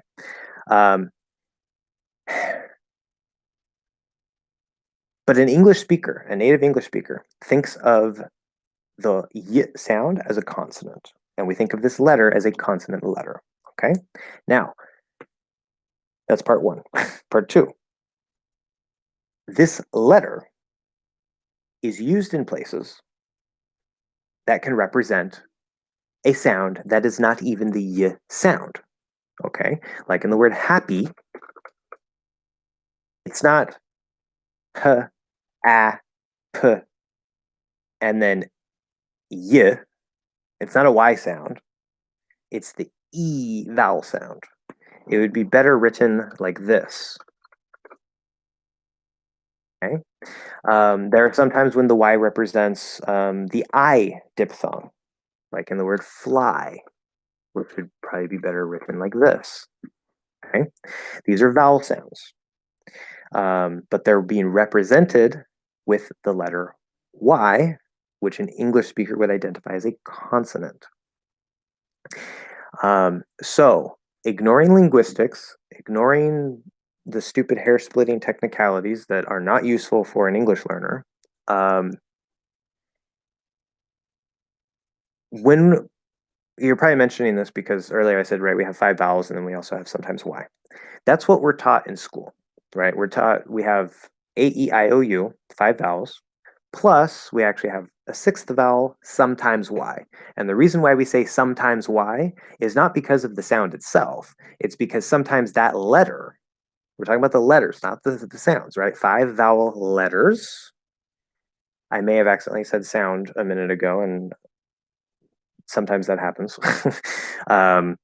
But 5 vowel letters, sometimes we have a 6th vowel letter, not sound, which is the letter Y, which might represent the sound E, might represent the sound I, or maybe there's a couple other ones. Or at the end of like the word play, right? The AY combined represents the diphthong A, all right? There's no Y sound in that. So, if the idea of a semi-vowel or semi-consonant is useful to you and you understand it, then that's fine. But for the average English learner, I don't even teach this because I don't think it's very useful. I think it just makes things more complicated and confusing unnecessarily. And it doesn't actually add anything to your ability to recognize and use the sound or the letter. So that would be my explanation on that. I don't know if you agree with me or if that makes any sense. Let me know if you have any questions about that, but that's my 2 cents on that. Okay, Steve asks, when the two letters, sorry, it took me a while to get to this question, but when the two letters come together, E and A, again, never trust the spelling. Never, never trust the spelling. Okay, now, there are spelling patterns for vowels. There are patterns. And these patterns, if you don't know the word pattern, it's something that repeats, that you can, oh, okay, this, you find it multiple places, okay? Most of the vowel patterns are pretty reliable, but especially when we're talking about vowel sounds and how those sounds are spelled with letters, in English, there are pretty much always exceptions. Exceptions, exceptions, exceptions. There's even exceptions to exceptions. So, again, train your ears, train your ears, train your ears, train your ears. I'll say it a million more times, train your ears. But to answer your question, the spelling pattern EE, EA, okay, especially EE. EE is what we think of as the spelling for the sound E, which is confusing because that's the name of the letter E, but that letter usually represents the sound E. Again, it's not phonetic. Don't worry about it. We're talking about the E sound. So we have like C. Of course, there's common exceptions. Be, he, we, me. Those are just spelled with one E. Those are exceptions. Two E's. See, flee, glee. I don't know. Sheep, sleep, keep, right? Et cetera, et cetera, et cetera. So many words spelled EE. And this is pretty much always, I'm sure there are a couple random exceptions, but this should pretty much always be the first vowel sound, E, okay? The EA spelling pattern is also commonly the same sound, E, but there are more exceptions to that spelling pattern. So if you see EA, there's a very good chance that it's E, it's pronounced E. Even though there's an A there, it doesn't matter, okay? For example, the word each, or like the word here. Technically, that's R colored. We don't have to worry about that right now, but that would be first vowel. Or reach, right? These are spelled EA, and they are the first vowel sound, E. But the EA spelling pattern does have many exceptions where it might represent, for example, in the word heavy, that's the third vowel, okay? So it would actually be better written like this. That would be a little more closer to being phonetic, but it is a different sound. Okay, so heavy and here are pronounced or are spelled EA, but they're actually two different vowel sounds.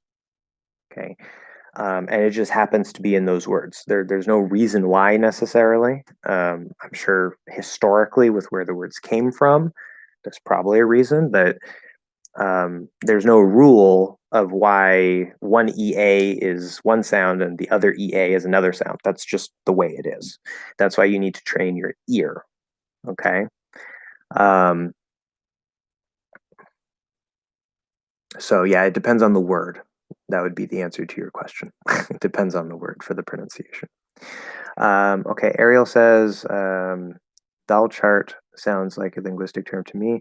My parents didn't show me a Spanish vowel chart when I was learning my native language. Why are you always mentioning the vowel chart video, Josh? Haha, dab. Yeah, so clever. So clever. This is because, so yes, I was basically just saying linguistics sucks, blah, blah, blah. Not quite, but when it comes to learning a skill in any field, it could be language learning, it could be learning an instrument, it could be whatever. Programming, doesn't matter. Art.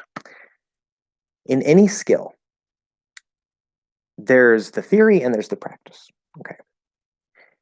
In my estimation, right, there's the 80-20 rule. I don't know if you've heard of that, but there's the 80-20 rule. It's not always 80-20, but that basically says that, 20%, there's a small amount of something that will give you a big benefit or explain most of the results, right? So most of the stuff comes in the smallest percent. That's the idea. depends on how you apply it, will depend on exactly how we explain it. When you're learning a skill, in my estimation, right, one of the best things that you can do is apply the 80-20 rule. So in language learning, for example, if you're brand new, if you're learning pronunciation, you're learning English, you're learning any language, 80%, approximately 80% of pronunciation problems come from vowels. Vowels are a small subset of the total number of sounds.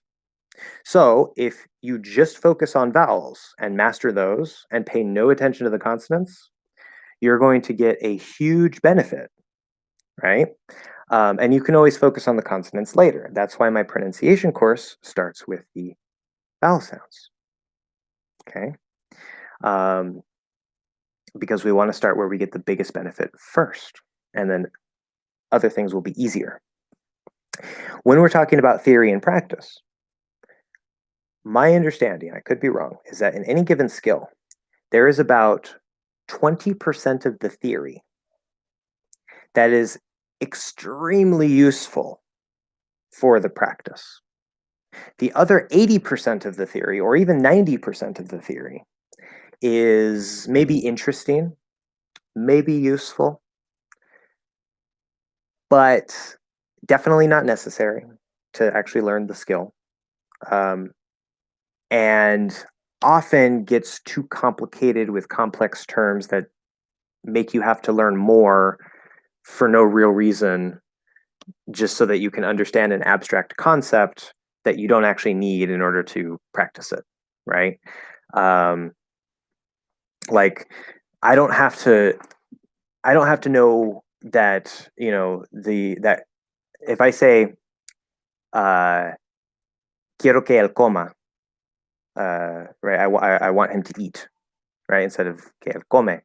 I don't have to know that that's the subjunctive in order to learn and use that. The subjunctive is a useful concept that is part of the 20%. Because if I say, oh, it's changing because of this special thing, that can be useful. But I don't have to know that in order to learn and master the subjunctive. There are some details of theory that make learning the skill easier and faster. All the other details of theory make it slower and more difficult, or just don't really help you in general. When I talk about the vowel chart is one of those things from linguistics that is insanely useful for language learning, and specifically if you want to improve your spoken pronunciation. Of course, your ears as well, but the vowel chart is a visual representation of your mouth, or it's supposed to be. It's not perfect, but it's supposed to be. And so it gives you a visual way to sort of see, okay, so my tongue, I'm using this part of my tongue and it should be, you know, more closed or more open or whatever. That's insanely useful, insanely useful. And some people don't use it, some people don't like it, some people don't care. That's fine. You don't have to use it. And I know you're being a bit, we would say, facetious with your dabbing and whatnot. That's fine. But yes, a vowel chart is not required, but it can make things a lot easier. Okay. Am I Native American? No. That would be the technical answer. I have been told that I have a great grandparent who is Native American. That's all I know. Obviously, that means that I have, you know, very, very little Native American blood. I don't really count as Native American, so I say I know I'm not Native American. I'm not going to try to claim that because I have a little bit of Native American. So yeah. But I have been, I don't want to say influenced. That might sound a little too strong. But yeah, I've been, I guess you could say, indirectly influenced by Native American culture, and it's been interesting to me.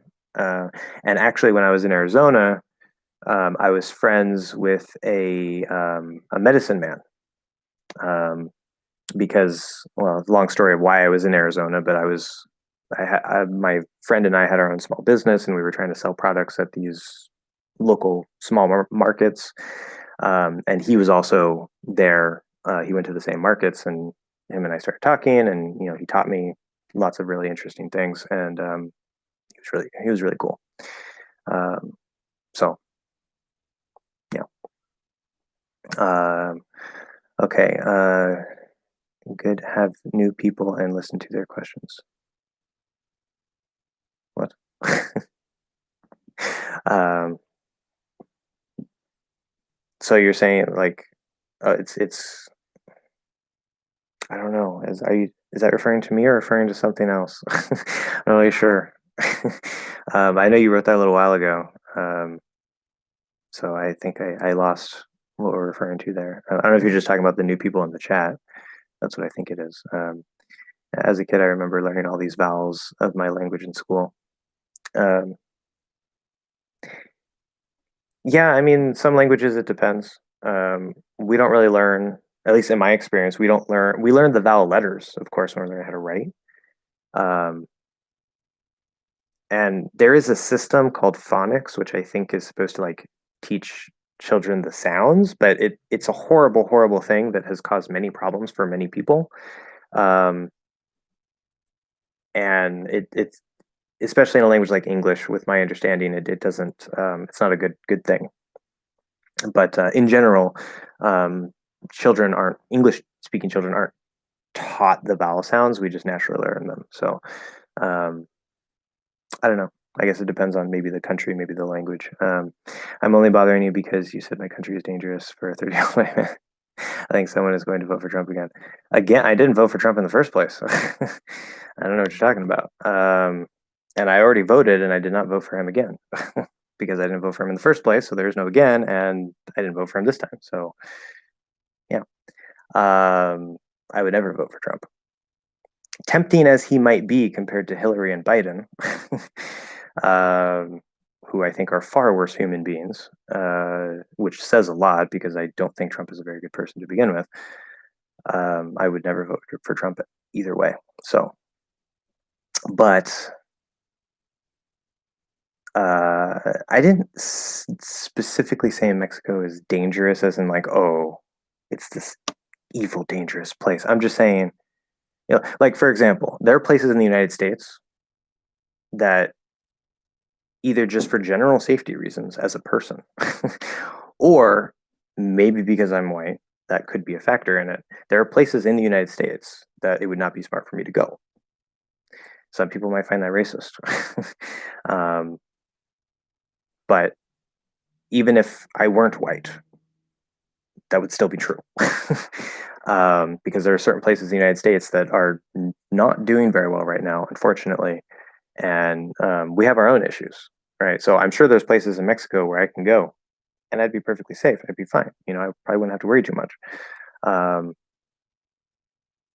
But in this country, it's getting to the point where, I mean, I still walk outside at night, but sometimes I kind of a little cautious. We have issues. We have issues here. So, um, I'll go and show that. It's interesting that the YouTube filter caught that question, because I think that says a lot about YouTube. Am I saying that Detroit is dangerous for white people?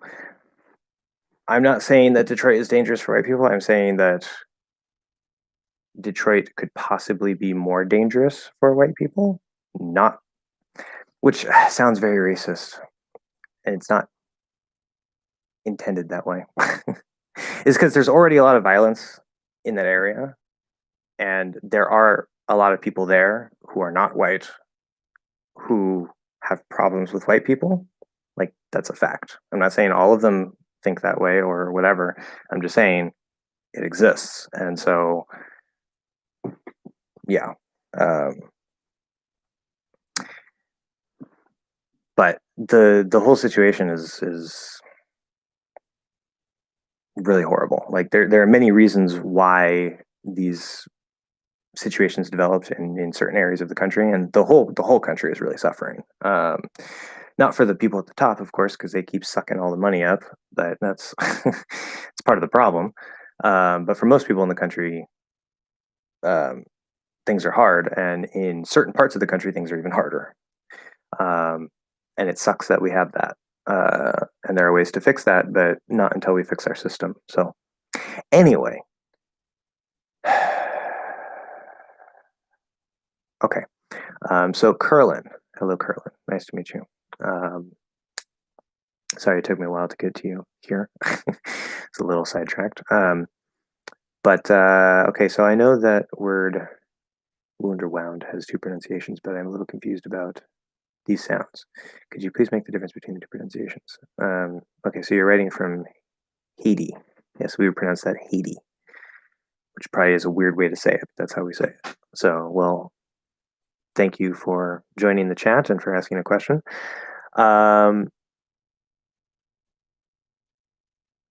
So you mean the two vowel sounds, like the oo and the ow, or you mean like with the W in front of them?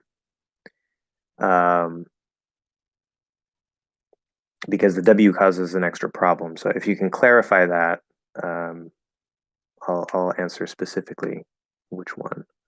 I think you're referring to like just the vowel sounds. Sedent says, after watching Breaking Bad, I think Mexico is dangerous, but I'm sure it's more like India. Um, yeah, well, if we want to talk about stereotypes and what people think, I guess stereotype isn't the best word necessarily, but from what we hear about India, um, like I don't think most people think India is dangerous necessarily.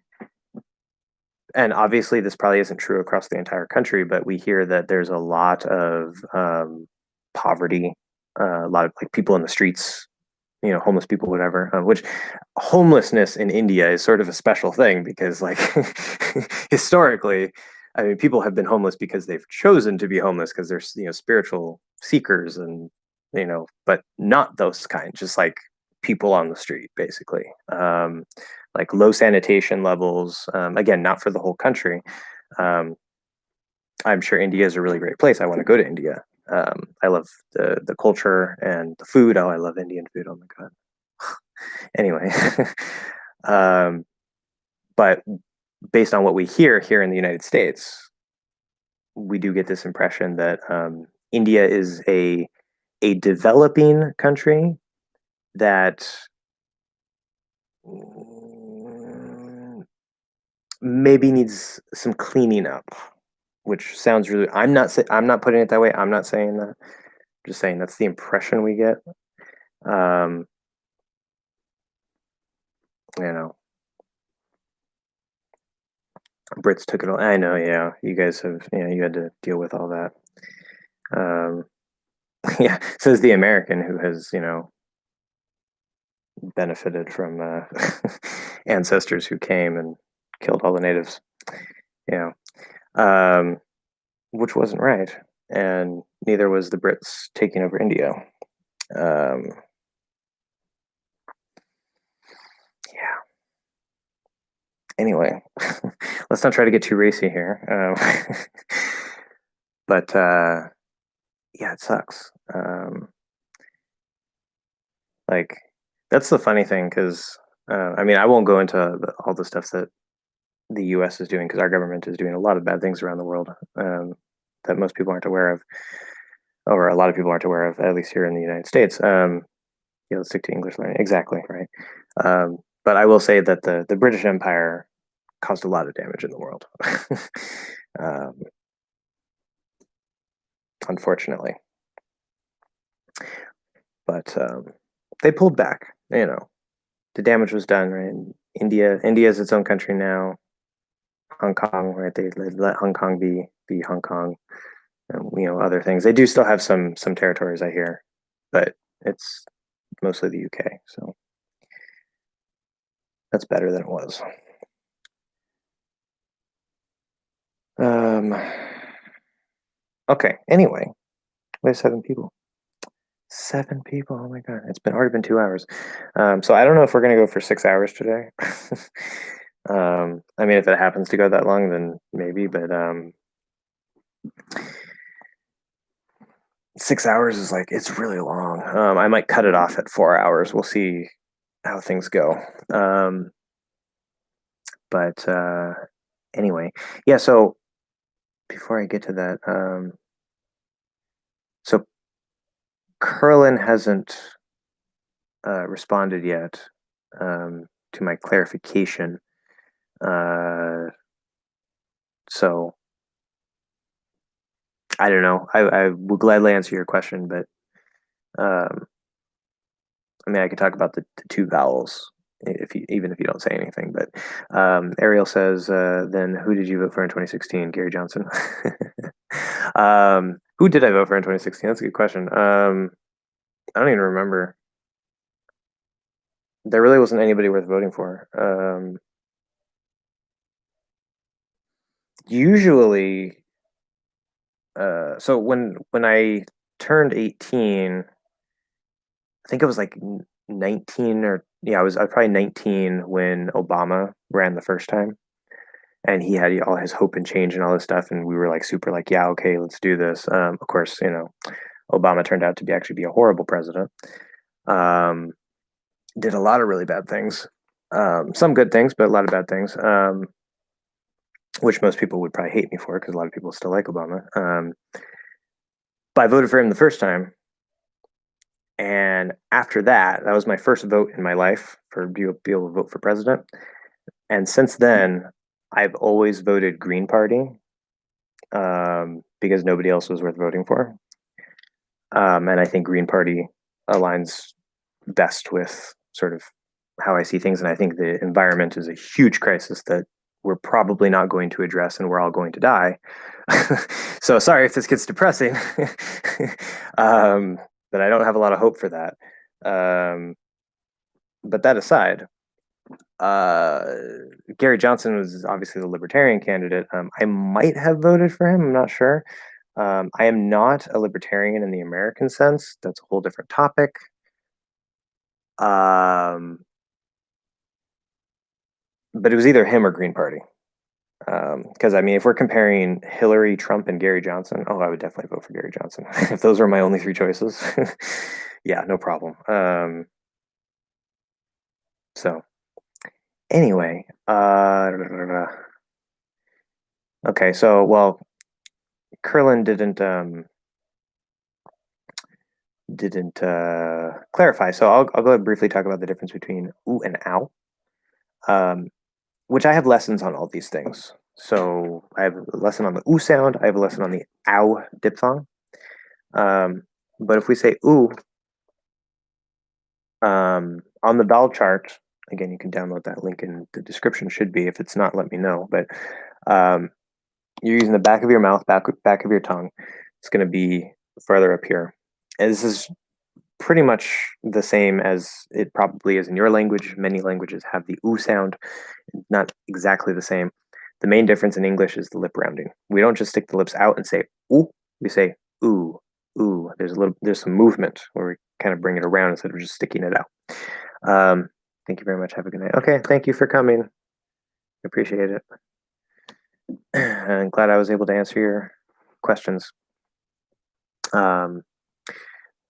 Next week is the Patreon live stream, which might actually be a call.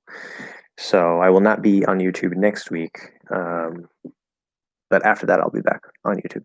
Jill Stein was the candidate from the group. Yes, I know. I'm very much aware of Jill Stein.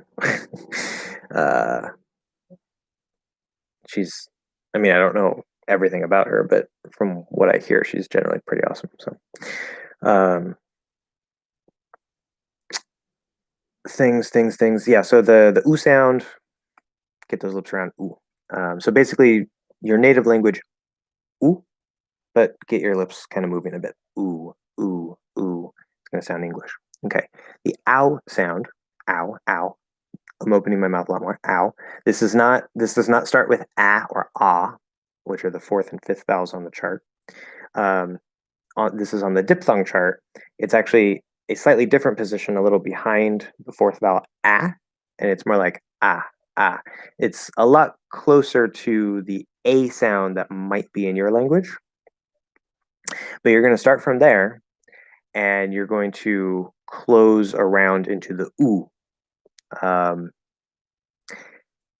Technically, if I remember right, I think it's actually supposed to be kind of more of a high schwa position. Doesn't really matter. The lips are the most important part. But you go towards that ooh, ow, ooh, ooh, ooh. But you don't want to just stop with ooh, ooh, ooh. Can I get it more closed? It's not going to close all the way like W, like ooh, ooh, ooh, ow. So you're going to hear the ooh at the end of ow, even if the tongue position isn't exactly the same, because of the lips. So the end of both sounds sound pretty much the same, ooh and ow. But the ow, which is a diphthong, it has a different starting position, and you go into what sounds like the ooh after it. So hopefully, Curlin, that answers your question. And side by side, I'll go and do ooh and ow, ooh, ow, ooh, ow. So that should be pretty clear. Besides mine, do you know some very masculine names that, besides me, yeah, that American parents like to put? Interesting. Yeah, so I suppose from the Spanish perspective, it's a masculine name. From the English perspective, it's a feminine name. Like, there's no male child. I don't think there's any male child named Ariel. Um, which is fine. It's a different language, different expectations. That's not a problem. But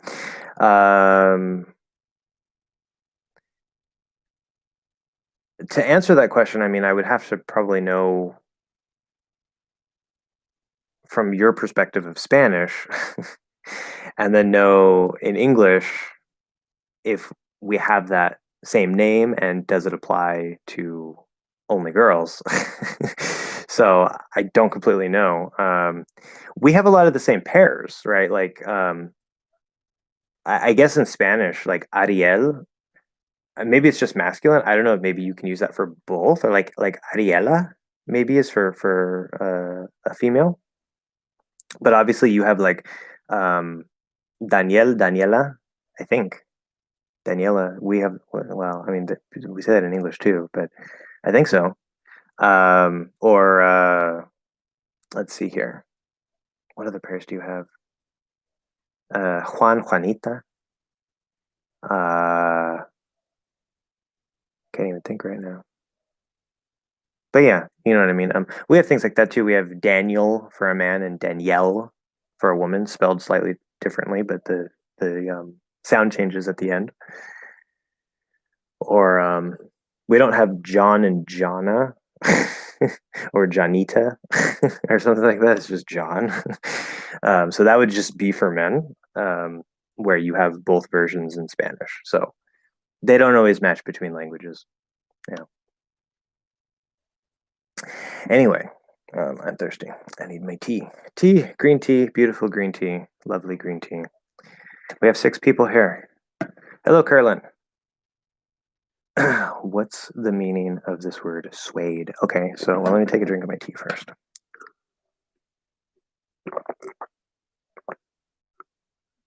Because this is what you really came for, to watch me drink tea, right? All right. Swayed, the meaning, not the pronunciation. Okay. Swayed is the past tense of the verb to sway. Okay. And the meaning of that verb, it actually has a couple different meanings depending on what we're talking about.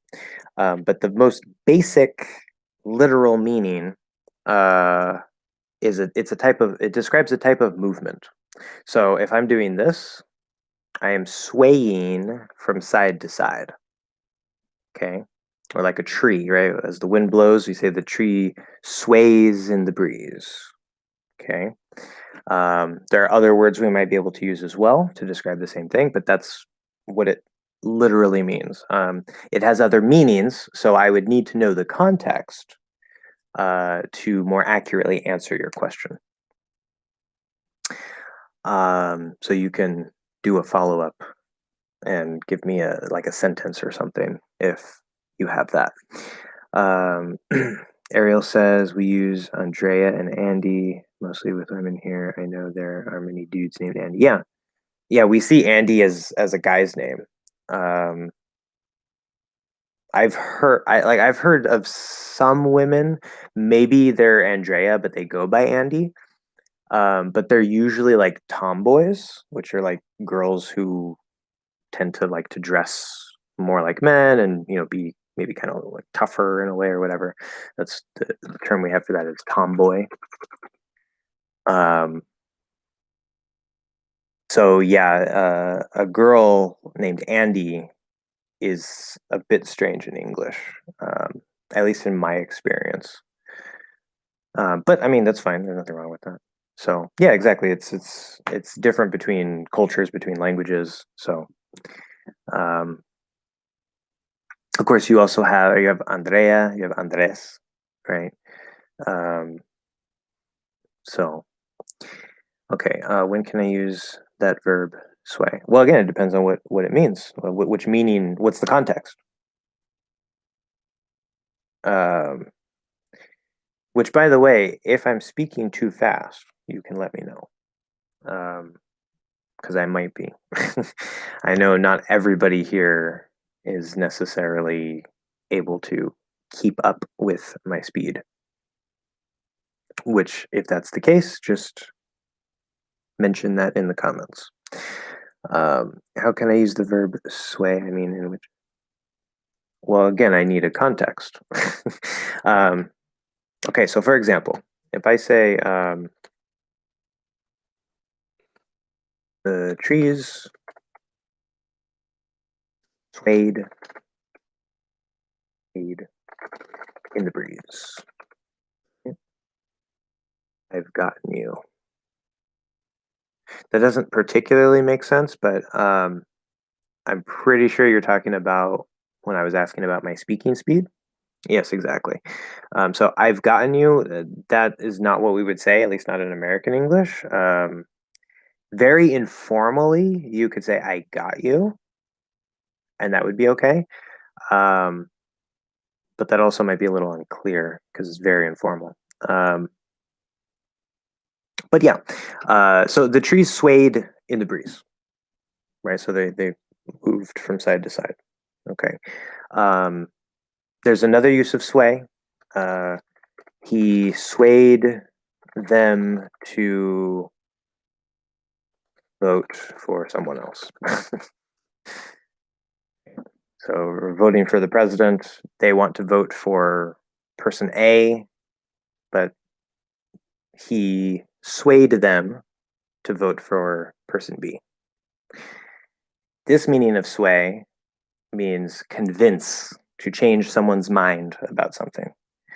And it's based in that basic meaning. To sway is, to sort of like move back and forth, right?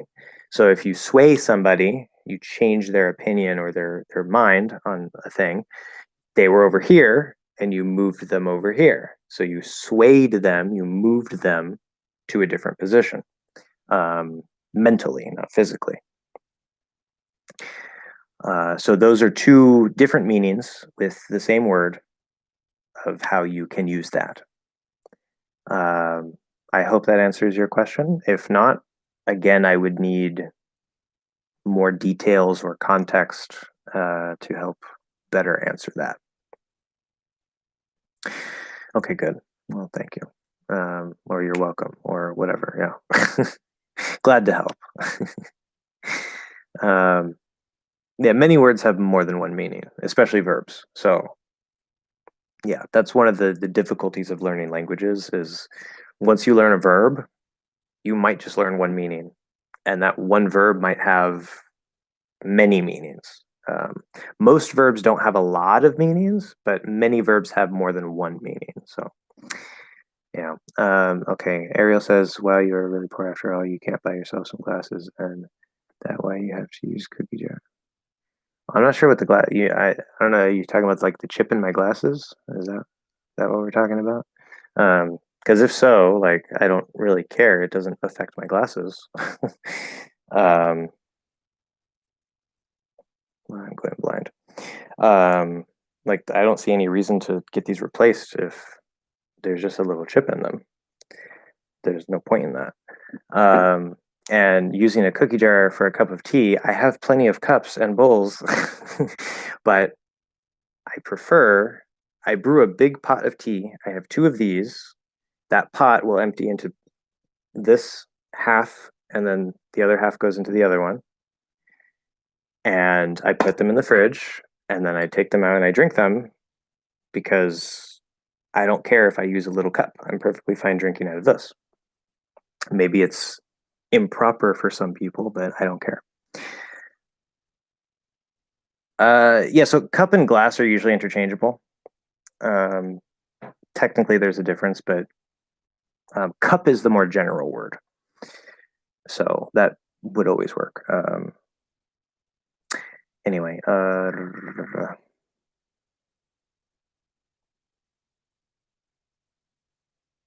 okay, sway is close to persuade. Actually, yeah, notice in the word persuade, right? It's almost like sway is inside that word. Persuade. And I mean, they're with this meaning of sway. He persuaded him. He swayed him. They're pretty much synonyms. Like, well, they are synonyms. I don't know if they're perfect synonyms, but if I say I swayed him to vote for someone else, I persuaded him to vote for someone else, same thing. In that context, they're exactly the same. Sway might sound I don't want to say more informal because it's not informal, but it might sound a little more casual in a way, a little more everyday. Not that persuade is not a normal term that you can't use every day. It's just there's a little difference in feeling between them. That's why I said persuade, little sway and persuade. Oh yeah, exactly. Yeah. So usually things like that they just happen to sound similar, but in this case, it actually probably is literally like the sway is probably literally inside the word persuade. We go to etymology, see if we can find any information about this. I know this is a random thing, but I like etymology. I don't know if anybody else likes etymology. For those of you who don't know, etymology is the history of words. Etymology. Okay, so let's look up persuade.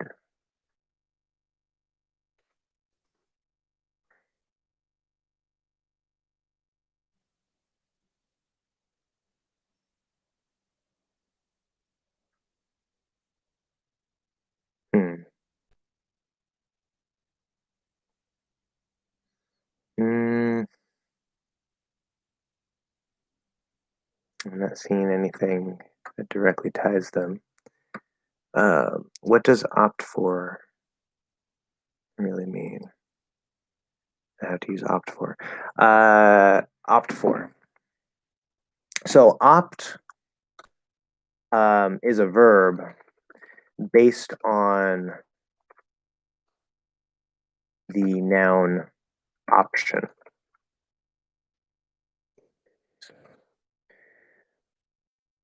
Okay.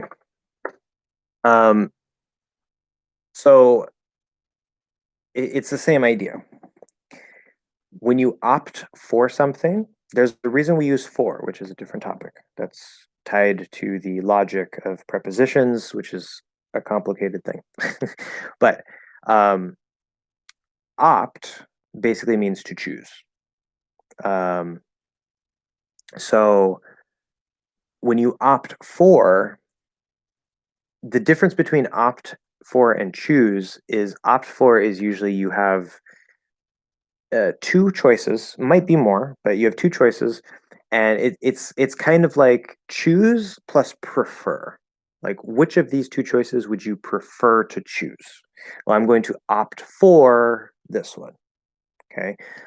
So for example, let's say you're getting a new internet company, right? Internet service provider, ISP. You just moved, you're at a new house.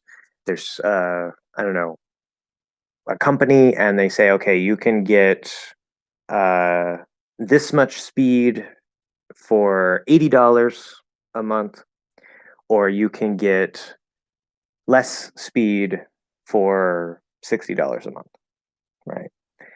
Um, and so you opt for the less speed because it's cheaper, right? Whatever. Or maybe you opt for the higher price because you need more speed, right? Whatever it is, just basically choose. Yeah. Okay. The California girl I mentioned an hour ago didn't have been audio slave.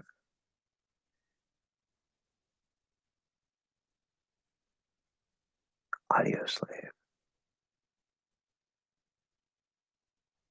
I might have heard of them. They sound vaguely familiar. I don't really think I've heard them before.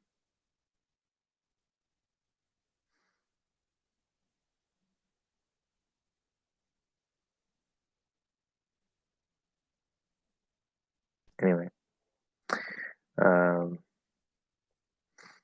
I guess Davin couldn't make it today because I have not seen her yet, which is okay. We have other fine people here in our chat.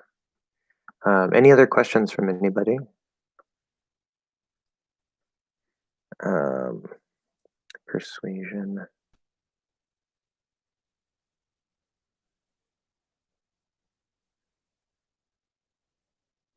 Hmm.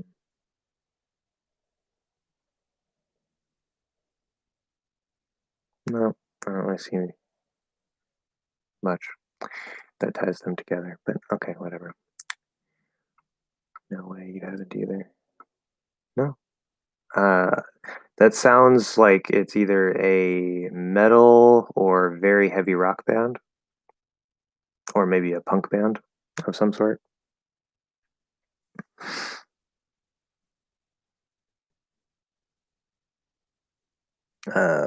In which case, if it's punk, I like punk. Not all punk, but I like punk. Especially um, late 90s, early 2000s punk. Um, if it's metal, I don't listen to metal usually. It's one of the very few kinds of music that I don't like. And if it's heavy rock or really hard rock, it depends. Depends on how I like the sound of the band. So yeah, I don't think I've heard of them.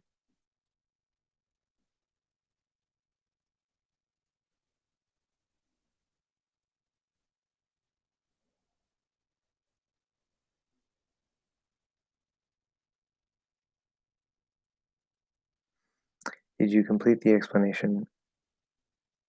I think so, but maybe not. um, if I did, I guess maybe you missed it. Because you're asking about it. The thing, yeah. I mean, I can talk about that again, but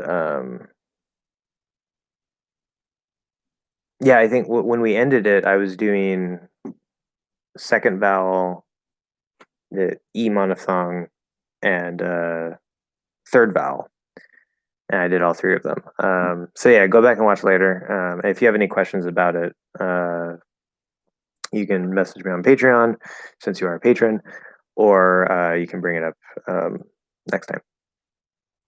Okay. Curlin asks, "What do you spill the guts and fill the guts mean?" Fill the guts. I don't. I hmm. Without any other. I don't think fill the guts means anything. Maybe it does, and I just like without a context, I'm not thinking of the meaning. But spill the guts. I mean, like if someone spills their guts, not the guts. That usually means 'cause that could be very literal, like if you cut open an animal, the guts are their insides and it can spill out. But um, when someone spills their guts, that means oh, this is one of those abstract ones. When they basically confess to something, and they just tell everything. um, like maybe you get caught by the police or something, and then because you don't want to go to jail, you just tell them everything, and like oh yeah, this no whatever. So it's kind of like it comes out, it just all comes out. So and let me double check that because maybe there's another meaning of that. So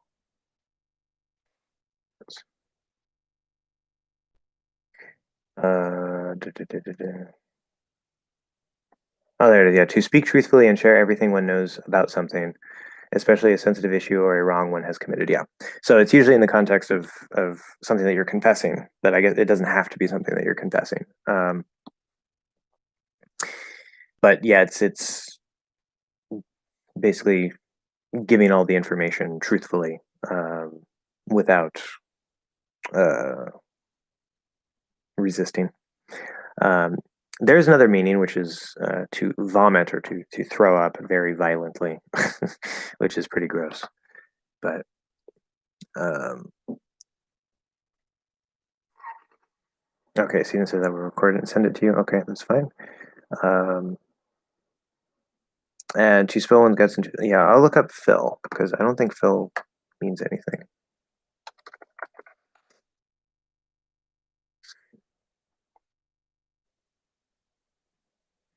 Yeah, when I type in Phil guts, all I get is what? Okay, so there's one search result which is spill your guts or fill your guts with Khloe Kardashian. Very personal questions. Oh, okay. So is this coming from something that maybe you found online, like a YouTube video where people have the choice to answer a question or eat something gross or something like that? Um, because apparently that's a game that people play that I have never heard of. It's called Spill Your Guts or Fill Your Guts. So fill your guts would mean to eat, right? Because your guts are here. It's your intestines, your insides, everything. So normally, fill one's guts is not a phrase. Um, so it's based on spill your guts in that specific context.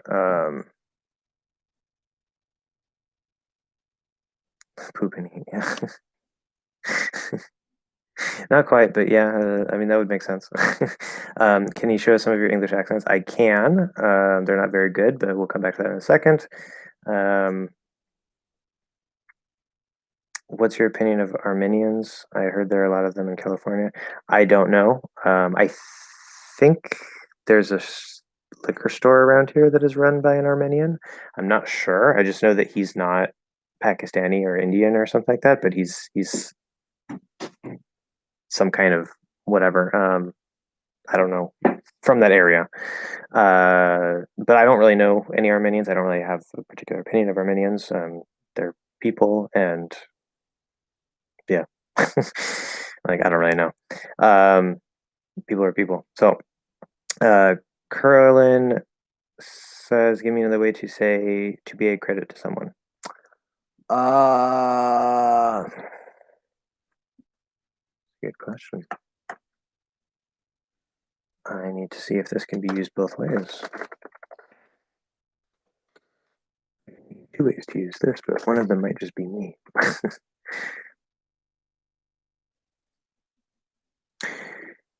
Yeah, a person I think that reflects very well on someone or something.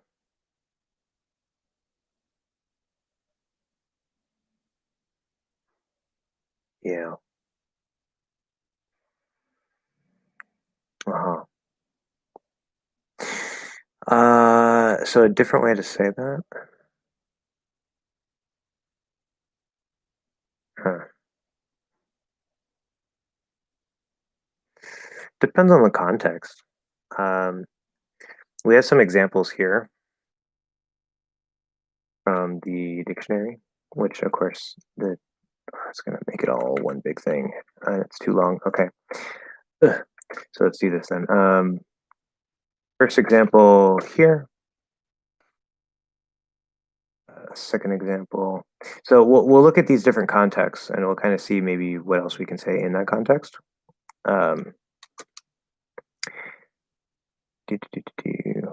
Okay. And then this is the third example. So in the first one, you children. Oh yeah, you children are so well behaved. Talking to the children, you children are so well behaved. It should be your. That's probably a typo. Okay.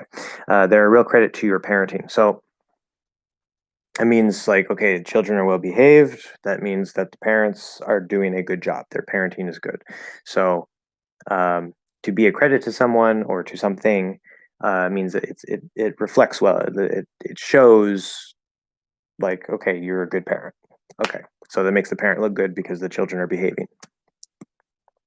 In that case,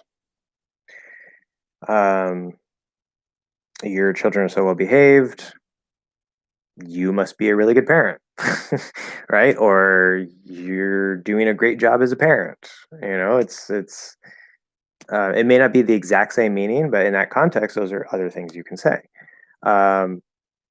In the second example, Sarah is a credit to this company. We must do everything we can to keep her on board.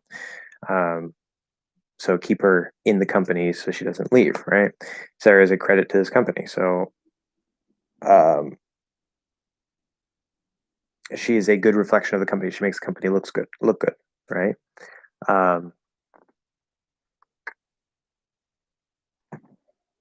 seems weird.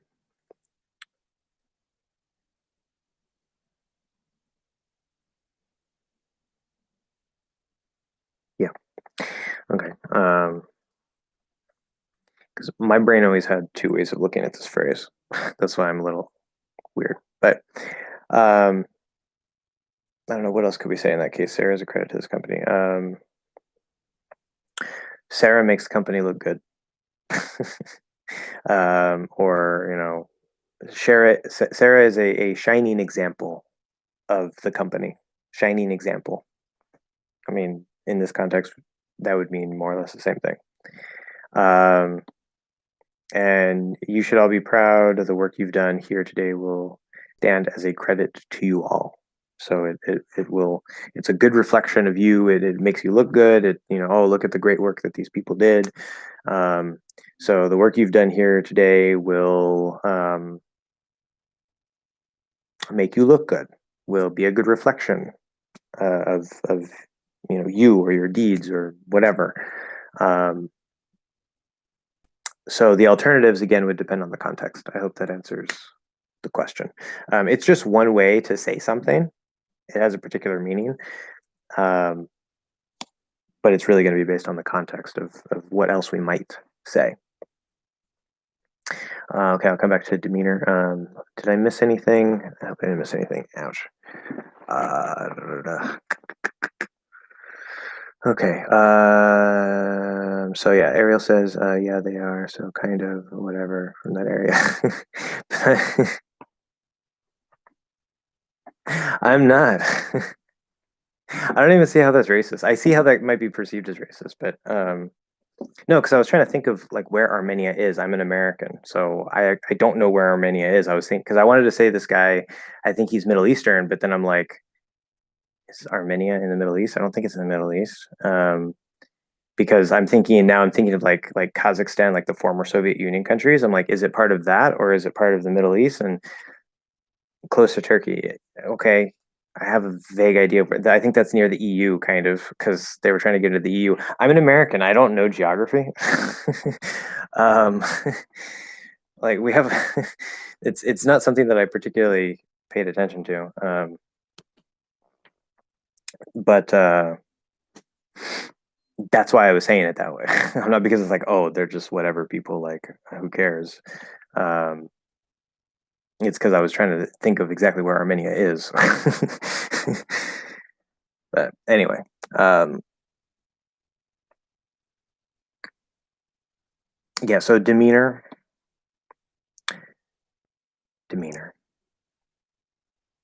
Demeanor is kind of a fancy word that we don't necessarily use in everyday speech, but we use it.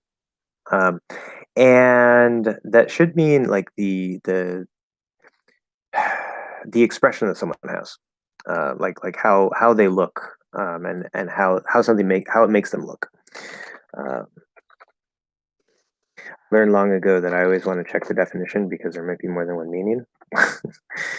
um, that I'm not thinking of because sometimes only one meaning comes to mind. The way in which a person behaves. Yeah, okay. So the way in which a person behaves.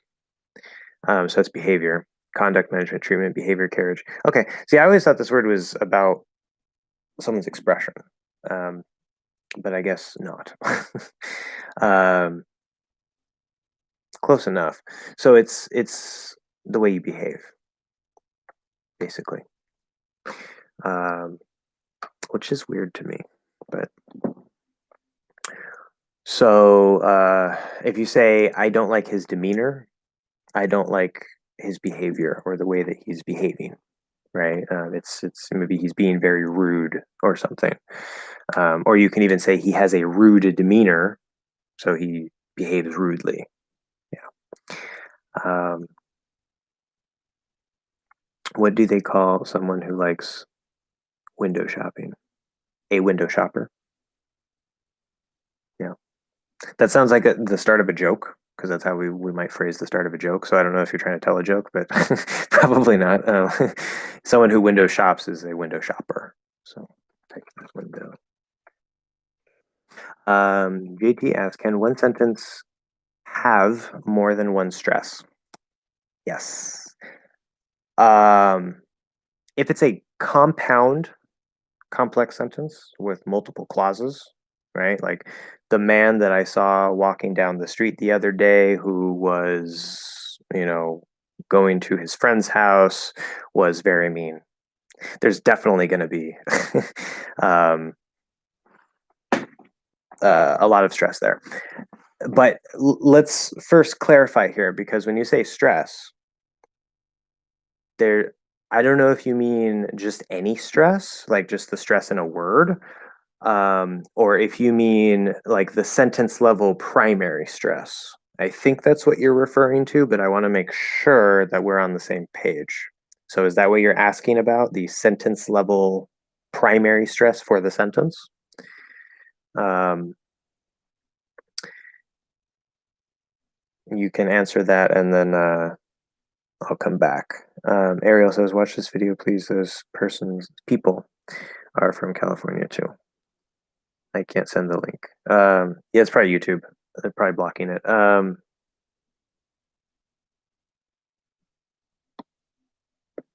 don't know.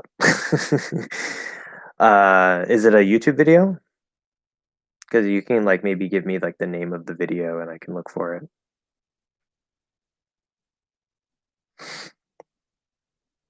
Um, how to respond to how's it going? I need the best way to respond to it. Well, there's no best way. um, there are many, many, many, many ways to respond to that. It depends partially on the context. Context meaning like who you're talking to. Are they older? Are they younger? Is it a formal situation? Is it an informal situation? If somebody says, "How's it going?" it's probably going to be more informal. But if your boss, who is above you, could potentially ask that because your boss can be informal with you, but you might not be able to be informal with your boss. So these are details that are important. Um, but some ways to respond to this, how's it going? Good. It's basically like, how are you? Good. Fine. Right? How's it going? Fine. How's it going? Great.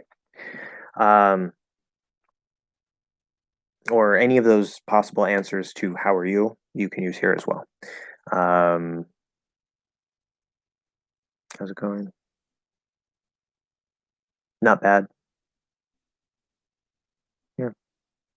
It's just another way to say how are you, basically. A little more informal. So, I'm trying to think of some other phrases that aren't so simple, but none of them are coming to mind right now. So, um, yeah. Jimmy Kimmel, can you name a country? Okay, Jimmy Kimmel. um,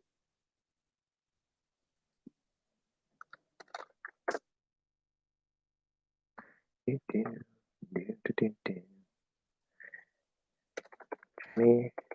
Kimmel, can you name a country? And third video. Um, so, well, if the third result is the same for me, it shows a picture of the United States.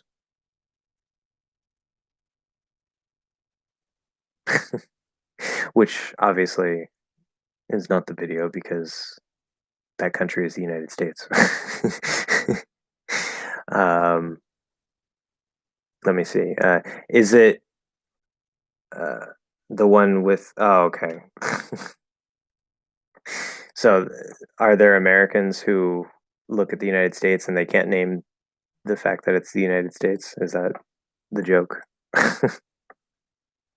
Okay, yeah.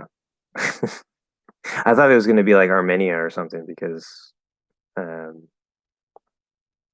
that's what we were talking about. But yeah, there are some Americans that are that stupid. um, yeah, this is the country we live in. But anyway, or instead of saying that are that stupid, I guess it would be better to say who had that poor of education. We'll put it that way. Because if they were never taught, then I mean, it's not necessarily their fault. Um, okay, another way to say bad breath. Well, if it's really bad breath, you can say really bad breath, horrible breath, disgusting breath, stench, which is not just about bad breath. It's stench is just a really bad smell. Um, but if in context, like somebody breathes on you and you say, "Oh, that's stench," then obviously it's bad breath. That's a very strong word. Means smells really, really bad. I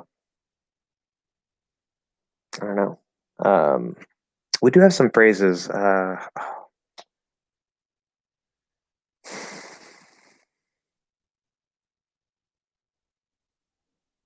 can't think of them right now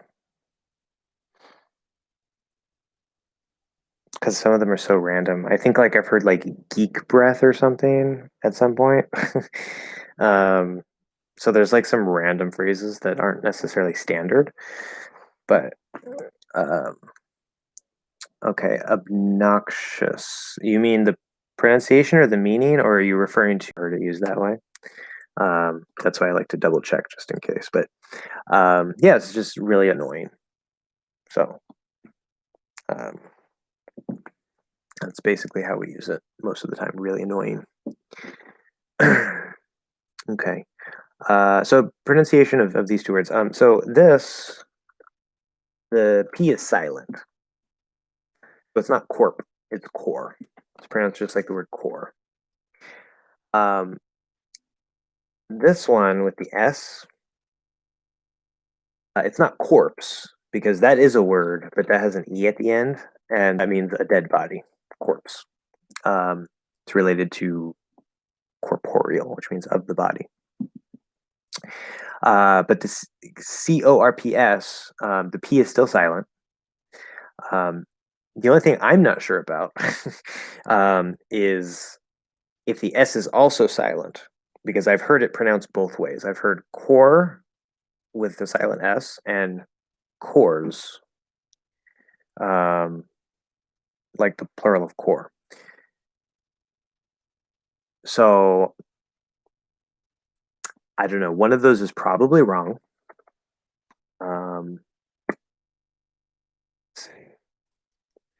according to the dictionary. Yes, so the pronunciation, according to the dictionary, silent P, but the S is a Z sound. Cores. So this one would be like cores, which is exactly like the plural of the word core, cores, same pronunciation. Corporate is the first syllable pronounced as the word core. Yes, corporate, corporate. Also notice I'm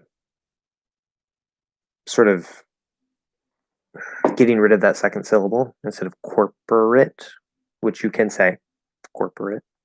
We often say corporate. So instead of an vowel, we'll eat that syllable and end core with a P, corp, and then start the next syllable with an R consonant sound, rit, corporate. And the P, kind of weird. I don't know how to describe that. Corporate. It sounds like the P is kind of moving over for some reason, but anyway, you don't have to say the vowel sound there. How to say plural.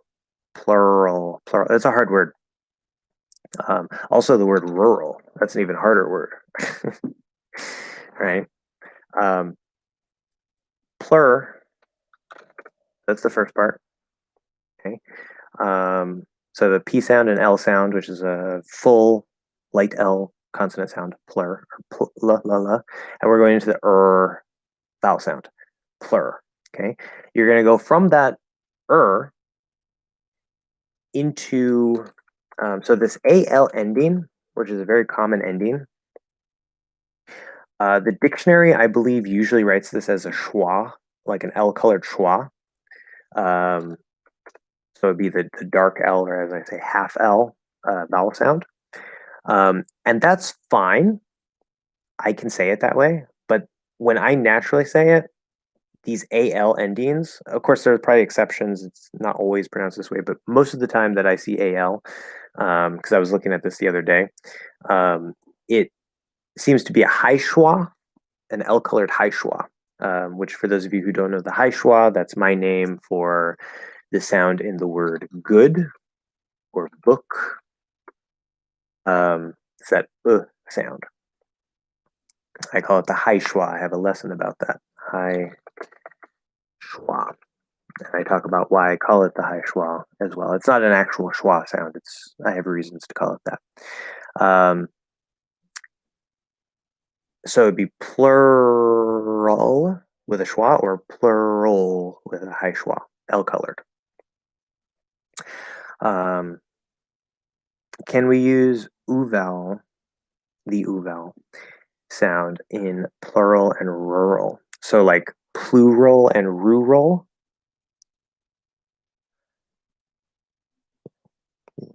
Plural, plural, rural, rural.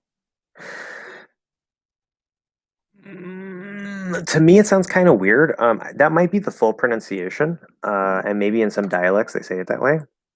I, however, would not naturally make it into an oo sound. Let's see what the dictionary says, just in case. It doesn't help me. Ah, interesting.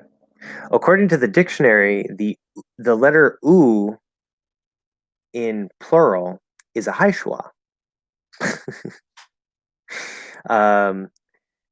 Okay. It's because it's a high schwa plus the R-colored schwa, which is something that I do not teach and I think is confusing and pointless because it doesn't make any sense.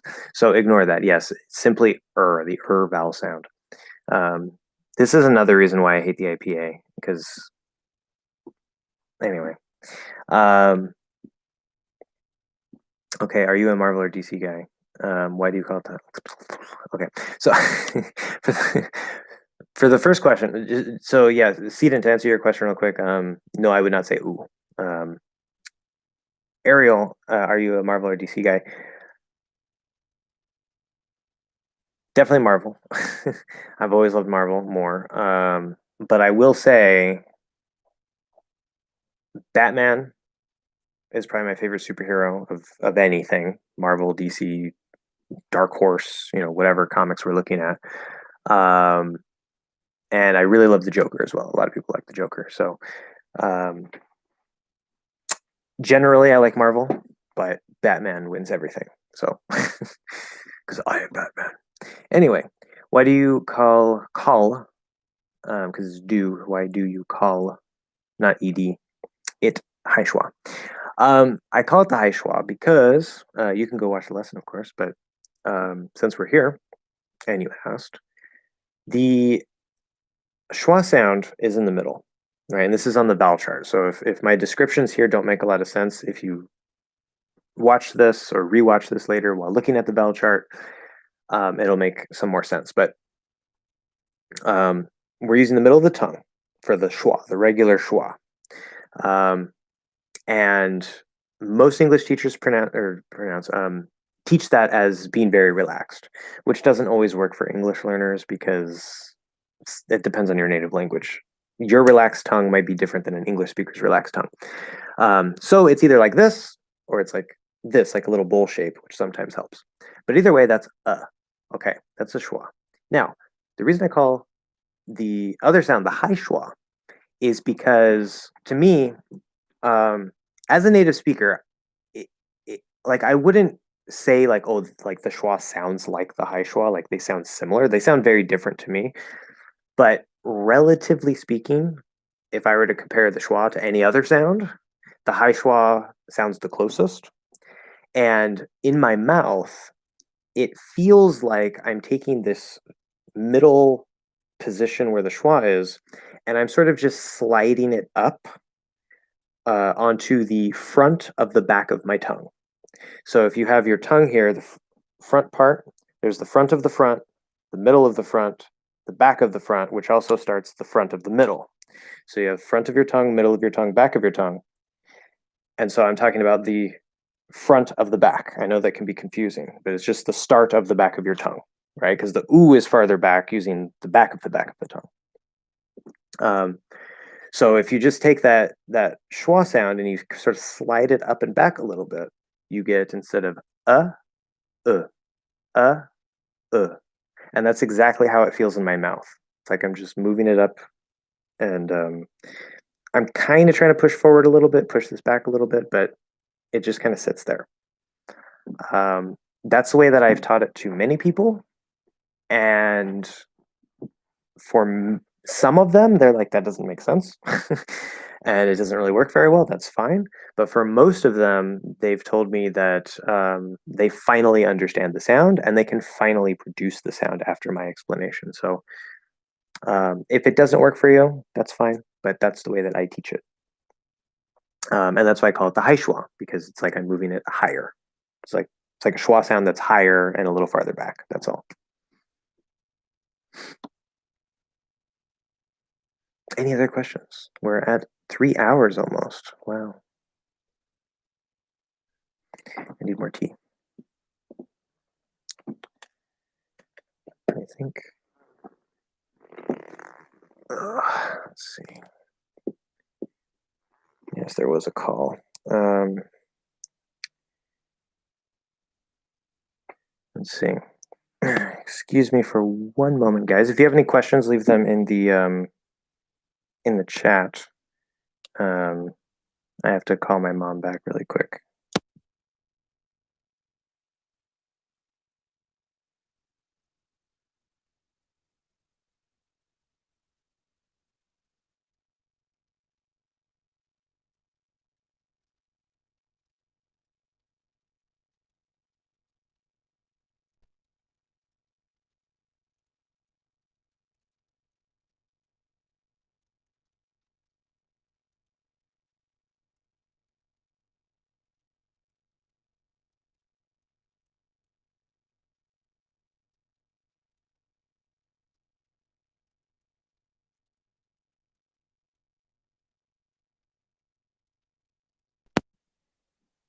Okay, so no questions in all that time, huh? Come on, guys. So many updates.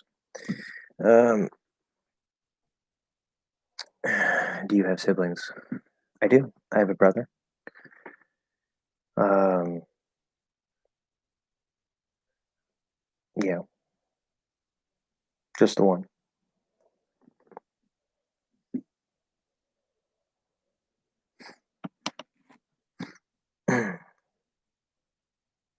Any other English questions?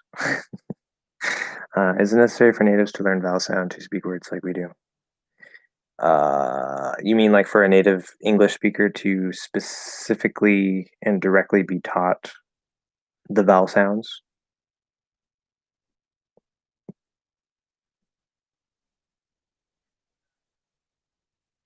Um, no, I don't. There are attempts to do that, um, but no, it's absolutely not necessary. It's just like what I mean. I guess maybe because you mentioned earlier, like you learned the vowel sounds in school. Uh, Maybe for some languages, I don't know, but in general, how it should go is you just learn your native language. Like it doesn't matter what the vowel sounds are. Our brains are designed, which I mean, some people have some special difficulties and whatever, and that's okay. But for most people, if everything goes well in the development of the brain for the speech processing, um, when you're being born, then most people just know the vowels. Like I mean, they don't come out knowing the vowels, obviously. You have to be exposed to a native language. But our brain is designed to be able to take the vowel sounds we're hearing from the environment and just know them. Um, Maybe in Hindi, you have some sort of special case. I don't know. I don't know Hindi. Um, but yeah, again, we do learn the vowel letters to spell, and we learn spelling rules and this and that and all these crazy things in English because English does not have a phonetic script.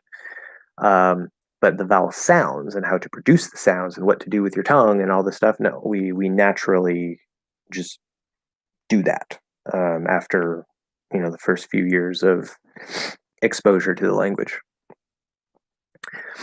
So um, okay, and then Ariel, was he more popular? Most is the highest. Um, More is relative, right? Comparing. So was he more popular than you in school? That's a common mistake for English learners, but especially Spanish speakers. In school, not on school. On school sounds like there's the school and you're on top of it. In school would be during the period of time that you are attending school, right? You're in that period of time. So in school. So was he more popular than you in school? I really don't know because when I was in 12th grade, he was in ninth grade. So there was 1 year where we went to the same school. Obviously, when we were young kids, we were both in elementary school for a while. I don't particularly remember that too much, and we were in different classes. Um, so, I mean, I was a senior, he was a freshman. Freshmen are generally less popular, and seniors, I mean, I definitely wasn't popular. I was not at all popular, which is fine with me. Um, but seniors tend to, kind of be more known. Freshmen are, fresh. So not as well known. While I was there, I don't think so. Um, but there were quite a few people after high school that I didn't know, but knew me as the my brother's name is Michael, so Michael's brother. So they didn't actually know me because I didn't actually know them directly, but they knew me like because of him. Like they knew who I was in high school, but I never knew who they were. Um, so I don't know. I don't know who was more popular, but it probably wasn't me because I definitely was not popular. um, how study and learn English? How to study and learn English? Um, we need the to, right? How to, because the to points to the action. How to study, right? Think of it that way. It's like a destination. You go to the beach. How to study? How to study and learn English to become an English speaker in a fluent way, or more simply, to become a fluent English speaker. Yeah. Fluent English. Um, well, how to study, I mean, that very much depends on you. The exact way that you study and the exact times that you study and all this stuff. I mean, that's a very individual thing. There are certain things that we could talk about there, but they're very general. With 'Cause I'm thinking of how to study, not necessarily what to study. That's a different question, right? Um, but with the things that you learn, that also it depends on your goals, right? A lot of people don't realize that these types of questions, right, which they're great questions. It's a fantastic question. But most people don't realize for any skill, um, it all depends on your goals. Depends on you as an individual, um, what you prefer to do, and what your goals are. Once you know that information, you can start figuring that out. I can sit here and tell you really, really great ways to learn vocabulary, to improve your speaking skills, to improve your listening skills. I can give you technique after technique after technique and tool after tool after tool. In fact, I wrote an entire book about it. It's right here. If you become my patron on Patreon, you can potentially get this for free as an ebook. Just saying. But got to make a plug there. um, it, all of that information is just abstract and potential. It depends on your goals and what you like to do. And when I say what you like to do, this is one reason why there's no best way, because there are polyglots, um, which are people who speak multiple languages. And there's an online community of polyglots. And the sort of the general language learning community online, not for English learning, but just like usually for other languages. But that it technically includes English. And there, some of these polyglots are famous in the community. You may have heard of some of them. I've talked about Benny Lewis and Steve Kaufman on this channel before. Those are two of the big ones. But for example, right, there's one polyglot, Benny Lewis, who I don't know if this is still true now, but he has written about him using Anki, which is a program for digital flashcards with spaced repetition, right? If you don't know what that is, that's okay. That doesn't matter right now. But it's basically flashcards, right, on your phone or your computer. And those work perfectly for him. He loves using them. They're great, right? There are other polyglots who also like using them. There's another polyglot, Luca Lampariello, who's from Italy. He hates flashcards, absolutely hates them, and he doesn't use them because he doesn't like them. But he's a polyglot, right? So you could say, well, maybe flashcards are objectively better, but if you hate using them, it doesn't matter because you're either not going to use them or you're just not going to be motivated to learn using them. So you're not going to spend as much time with the language, which means you're not going to learn as much or as fast. So um, I could tell you, oh, Anki is one of the best ways to learn vocabulary, which actually I think there was a question about that earlier. Yes, there was. Now I remember. I could tell you Anki is one of the best ways to learn vocabulary, which it is. It is absolutely one of the best ways to learn vocabulary. But if you hate flashcards, it's not a good way for you, right? So it's a horrible way for you, even if it is a good way for other people. So to answer questions like that, unfortunately, I need more specific information, like what your goals are, why you're learning English, what your level is, and what's your speaking skill, what's your listening skill. I would need to know all these things to really give you a solid answer. What's the difference between study and learn? Basically, they're almost synonyms. Learning would be the act. Well, usually you don't have to study to learn necessarily, but usually you study something, you put focused attention and time onto some material, and then that information becomes part of you in your brain. It's now knowledge, or even a part of a skill, and that's learning. So they kind of go together, but obviously you can learn something, like I can tell you a fact, and now you know that fact, but you didn't study it, right? So study is a way that you can learn to acquire information, to get information into your brain. Hi, Professor X, how you doing? Good to see you. And learn would be the more general, just like acquiring of information. Or learning how to do something would be abilities, like how to play an instrument, how to speak English. Um, Michael is my favorite English name, but it sounds horrible in Spanish. Miguel, yeah. um, I kind of thought that too. Like, like if I think of like my brother and referring to him as Miguel, it's like it's weird. It's like what? But I had a friend in high school named Miguel, which that's the English way. We say Miguel, right? Um, because he's an English and Spanish speaker, and since I didn't speak Spanish at the time, the English way to say Miguel is Miguel, even though Michael is the English way.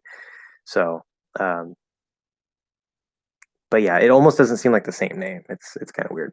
Um, okay, don't want to get lost here. I've read once that learning is a matter of acquiring a skill, and studying would be more of theoretical things.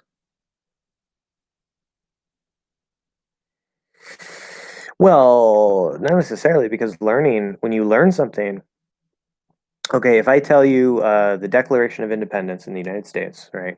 The Declaration of Independence was signed in the year 1776. Okay. Now you might forget that, in which case you didn't learn it. But as long as you now remember that and you never forget that, you have learned that fact. That's not a skill. That has nothing to do with acquiring a skill, right?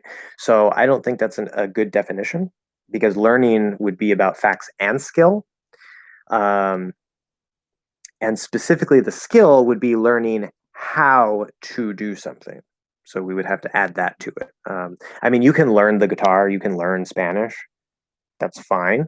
Um, in that case, it implies the how to, but specifically, skill would be learn how to do something. And again, with studying, um, that might be more theoretical. Yeah, because if I'm on the guitar, if I'm learning things on the guitar, right? I just said I'm learning things on the guitar. That's fine. Um, but if I say studying the guitar, that sounds like I'm either studying the parts of the guitar or I'm studying the theory of it. Where I would probably say I'm practicing the guitar. So practice is more related to the ability. So this your definition of studying is a bit more accurate, but the definition of learning I would disagree with. Okay. Uh, anyway, yeah, and I remember I think it was Curlin earlier somebody asked the best way to learn vocabulary. And JT, I don't know if JT is still here, but asking about can one sentence be more than one stress or have more than one stress? And I asked for clarification on that. I did not get clarification. Um, we can talk about sentence stress if you guys want. It's always a fun topic. But yeah, so I'll let you guys. Well, I mean, these are two questions that were asked. Best ways to learn vocabulary or sentence stress. These are the two questions I haven't gotten to yet. We can do, of course, we can do both, but we got to pick one. Or if somebody has other questions, Professor Josh says, oh my God, it's a transition. Not quite. um, again, to be specific, I said there's something about him that I don't like. I don't know the guy. I'm sure he's a great guy. But you can mention whoever you want. I don't care. Um, as I said, AJ Hogue is definitely better than traditional classes. So, from what I've seen, I mean, I don't know everything that he does, but okay. Things about things. Yeah. So, best ways to learn vocabulary. Last time I talked a bit about this, and there was one thing I forgot to mention. So I talked about Anki. or memorize some sort of like digital spaced repetition flashcard thing, um, that you just put the stuff in, and there's better ways to do that and worse ways to do that. But that's one way. I also mentioned, what else did I mention? Something. I don't remember, but I know Link came up, the website Link or Learning with Texts, which are reading interfaces. I can't remember the other thing I said. Oh, mnemonics for learning words. Mnemonics are memory tricks. Um, so yeah, it's where you think of something funny or interesting, or an image that will help you remember the word based on something else. I gave the example of Huma in German, which is spelled this, pronounced Huma. Um, and I got this from a German teacher. That's why I always think of this example when I think of mnemonics. But that means lobster, but it looks like the English word Hummer, which is a really big military vehicle. And so you can imagine a lobster driving, right, tiny lobster driving a Hummer. If you don't know lobster, you can look that up, lobster. Um, and you just attach those two in your mind, and you remember that it's pronounced Huma instead of Hummer, and you can easily remember the word lobster. Okay, so that's an example of a mnemonic. Mnemonic. Has a silent M at the end because, it's English. It comes from Greek. That's the main reason, but we don't pronounce it in English. So there's one thing that I forgot to mention. So somebody brought up, I forget who it was. I think it was actually Ariel, mentioned link. And the so technically I did mention this detail, but one of the single best ways to improve your vocabulary, by far, more than anything else, is to read. To read and to read and to read and to read. Just read. The more you read, the better. Now, there are different ways to read. There are intensive reading. There's intensive reading. There's extensive reading. There's all kinds of interesting things that you can do. There's questions like, oh, should I look up every word? That depends. Usually not, but that depends. That's a whole topic in itself. What's the best ways to read, or what are the different ways that you can approach reading in English to improve your vocabulary. So that's a whole thing that I'm going to be talking about later on this channel. But especially stories. Stories are very powerful. If you like reading nonfiction, that works. That's still good. I read texts on like Buddhism and stuff when I was learning Spanish because I like Buddhism. So that works. As long as you're interested in it, it's going to help keep you going. You like Harry Potter? Read Harry Potter. That's a very common thing that people like to read in many languages. So voluntary reading, the one you enjoy. Well, yeah, basically read what you like. That's not quite what voluntary would mean necessarily, but yeah. Now, if you don't like reading, you don't have to. It's one of the single best ways to improve your vocabulary, but that doesn't mean you have to. Right? There's nothing that you have to do, or at least there are very few things. It depends on your goals, really. Like there's some things, depending on your goals, are you have to do. Like if you want to have perfect pronunciation, you have to train your ears and build up the muscle memory in your mouth. If you don't care about having perfect pronunciation, then you don't have to do that. But there are many ways to learn vocabulary, and so reading is one of the best ways, but it's not the only way. So yeah, and it doesn't matter really how you read or where you read. Link and Learning with Text, LWT, Learning with Text, and Link, LINGQ.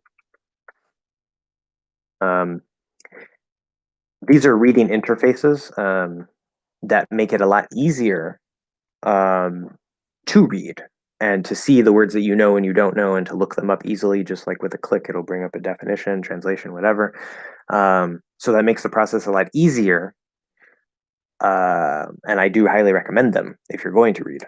But those, of course, are also optional. They're just tools. Krashen wrote a book about that, and that's how he calls it voluntary. Oh, okay. Interesting. Yeah, I've never heard that specific term. But yeah, I mean, if that's what it means, that's what it means. Fine. FLTR. I've heard of that. FLTR. I forget. I've definitely heard of that. I have to use the restroom really quick, so excuse me. One moment, sorry. It's already been like almost 3.5 hours. So.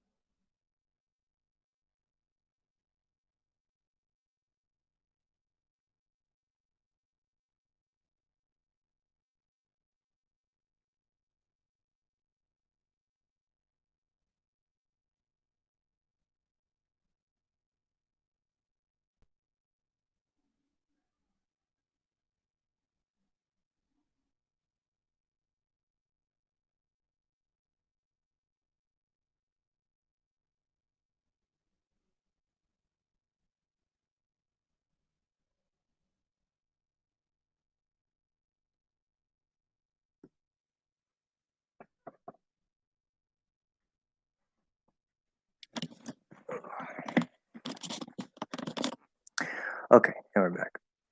So, yeah, FLTR, I know I've heard of that. FLTR. Yeah, it's not bringing enough useful results.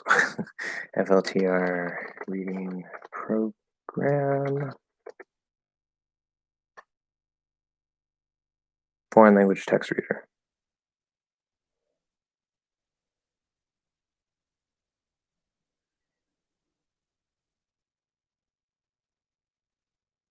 Hmm. Hmm. Yeah. I guess that's another option that you can use as well. But I don't have any experience with FLTR, so. Okay. Yeah. The other question, if nobody else has any other questions at the moment, the other question was sentence stress, which is a whole topic in itself. I can give a whole class just on sentence stress. First, some tea.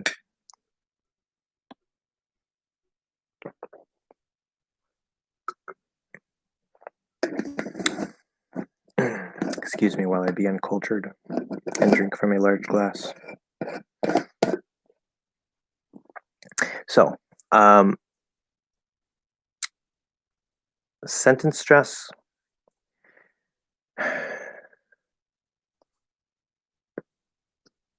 So I've talked about this in other videos, and maybe everybody who's here, all 3 people who are here, have already seen those videos. I don't know, but sentence stress is an interesting topic in English. Well, stress in general is an interesting topic in English, and the first thing, the prerequisite to all information about stress in English, is that English is a stress timed language. Is that right? Sometimes I confuse my terms here because I referred to it as the wrong thing for a while and then messed up my brain. Stress times syllable timed, yeah. So this means that we use stress for the timing, for the rhythm of the language. And other languages have stress as well, right? So in Spanish, Spanish is syllable timed. It works on a completely different system.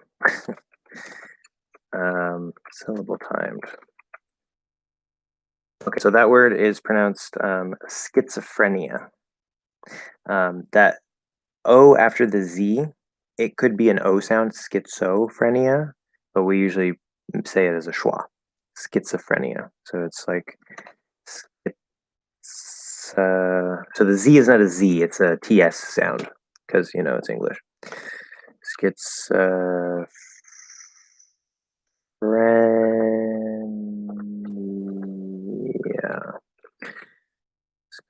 Schizophrenia. And I believe there should be primary stress here.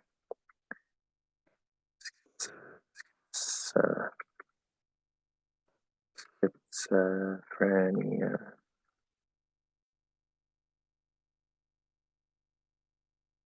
Pretty much like that. Although I guess that T should be lowercase, but you get the point. The T is not stressed. So, anyway, English is stress timed. Some languages are syllable timed. And then there's other cases, like Japanese, I think, is technically mora timed, which is my understanding. It's the variation of syllable stress, but it's a different system also. Now, this might not seem particularly important, but it can be very important. And if we look at Spanish, quiero ir a la playa. So Spanish has stress. Right? It's syllable timed, but it has stress. I know we're here for English, but this is the example I like to use because there's a good chance that your language is syllable timed. You can look that up online to make sure. But quiero ir a la playa. So it's quiero, so the is stressed, and playa, the pla is stressed. But so Spanish has its own stress system, right? There's certain things that are stressed, certain things that are not. But each syllable is about the same length, right? Quiero ir a la playa, right? And we do get a little bit to where it doesn't sound so flat because of the stress system, right? Or because if you have a particular emphasis, Spanish can do that too, right? Just like English can. But in English, we do not have a system of equal syllables. In fact, English, the rhythm of English is defined by unequal syllables, the length of syllables. So some syllables are longer and louder, some syllables, which we call stress. Some syllables are shorter and quieter, which we call unstressed or not stressed. Okay, this is very basic stuff. So inside of a word, right, if we say about, first syllable is not stressed, shorter and quieter, second syllable, out. Okay, it's louder and longer.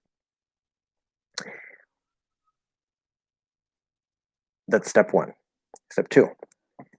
Let's say we look at a word that has more than one stress. So if we say, schizophrenia might have been one, but let me find an easier word. Let's see. I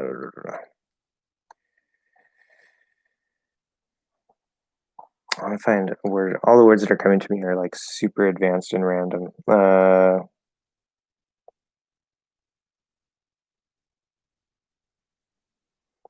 That's mental stress. Oh, television. That's a good one.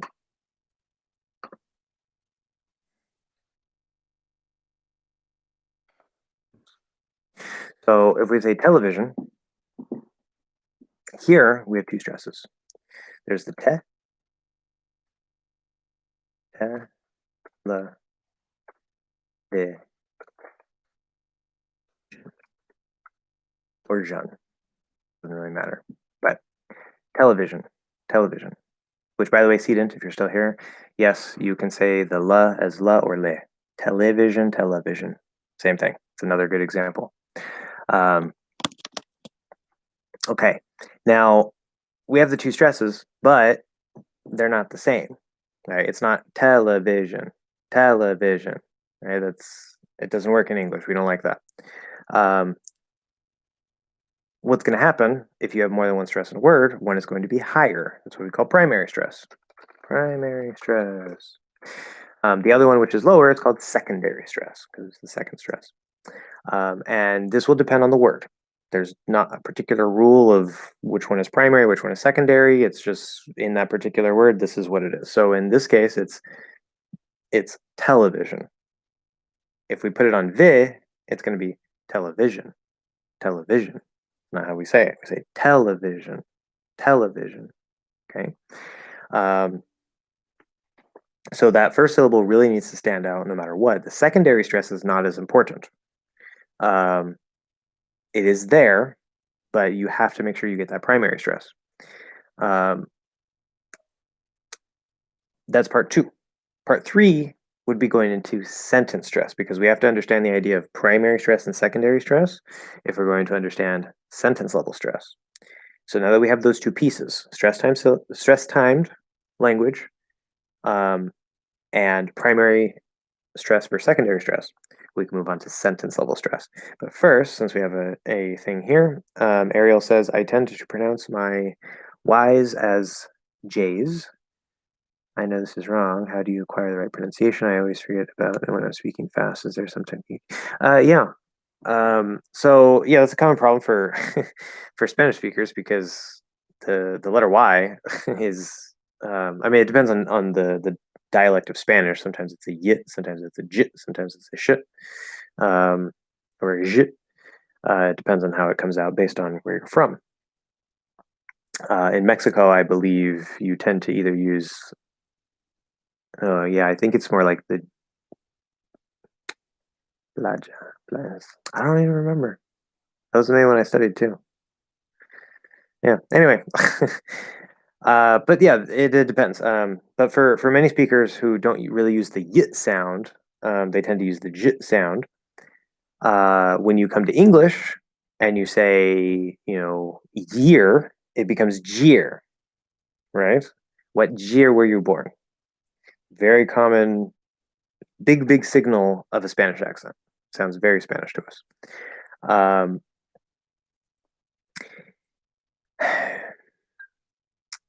How do you acquire the right pronunciation? Okay, so you are going to forget about it while you're speaking fast because pronunciation is not improved in speaking. That is technically part of it, but most of the development and progress in your ability to pronounce the right sound at the right time comes outside of actual conversation. Now, there are techniques where you need to put these sounds into the flow of fast speech, but that doesn't mean in conversation. So in your case, you have an extra problem because you have what we call a fossil.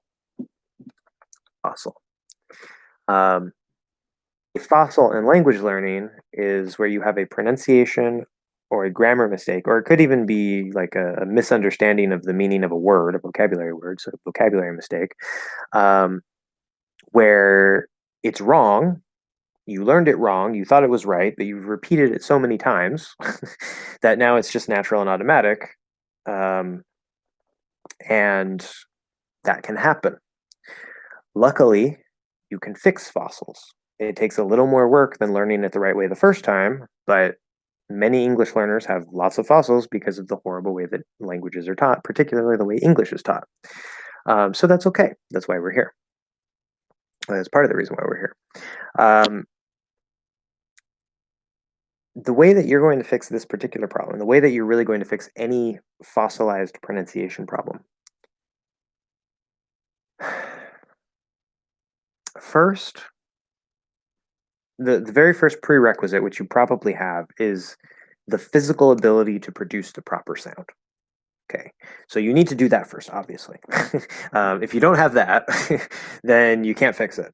And I assume that you can do a y sound. Maybe you can't. I don't know. It's possible. But once you have that, which it is very similar, it's very close in the mouth to j, and they even sound almost kind of similar in a way. Y, j, y, j.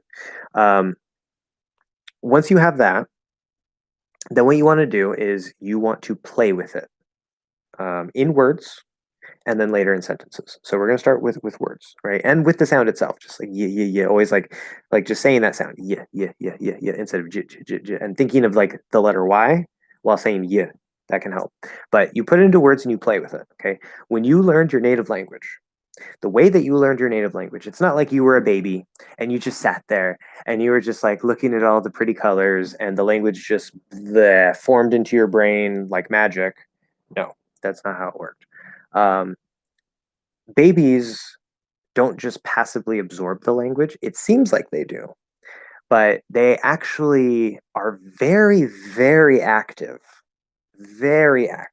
with acquiring their language.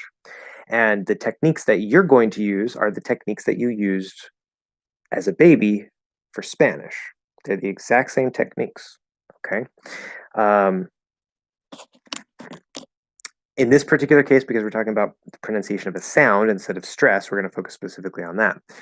And the way that babies do that is they play with it. They play with the sound. Okay. Babies don't know how to use their tongue, and the human brain has all the connections that it needs to hear all possible human sounds that the human being might have in a language, right? So that means even if you're Mexican, but you for some reason you were born or not born like yeah like your parents had you when they were in Africa, right? And I don't know, like they dropped you off and they abandoned you and now you're in Africa and you grow up in Africa and you learn some African language. You'll have no problem in learning that language even though you're not African, you're Mexican. Um, because it does matter. Your brain has the ability to hear everything that is in that African language or whatever language. It could be Japanese. Okay.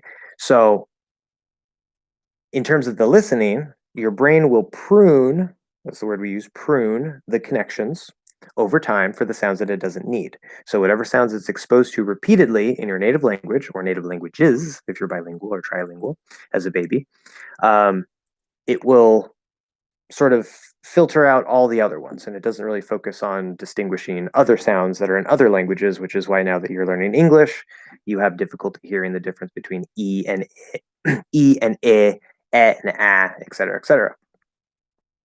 But you can retrain your brain. Okay, for the speech, the mouth, when you were a baby, for the Spanish sounds, as a baby, you played with it.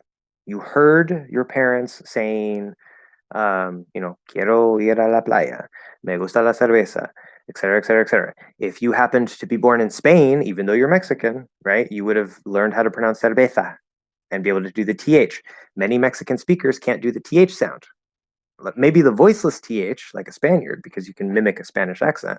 But then you try to do the voice TH. I've had quite a few Latin American Spanish speakers who some of them can do the voiceless TH, but they can't do the voiced th because they've never combined that mimicking Castilian sound with voice, and they have to sort of practice that a bit. It's a weird thing that happens.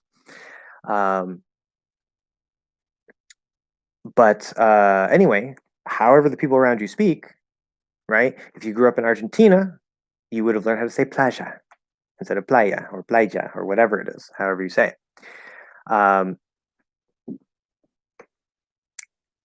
But you as a baby, you actively were hearing what you were hearing, and those little sounds that you made as a baby, they're not just noises. Babies don't just make noises. Sometimes they do, but usually they're actually playing with their tongue, and they're trying to figure out, okay, I heard this. How do I, what do I do with my tongue to make that sound?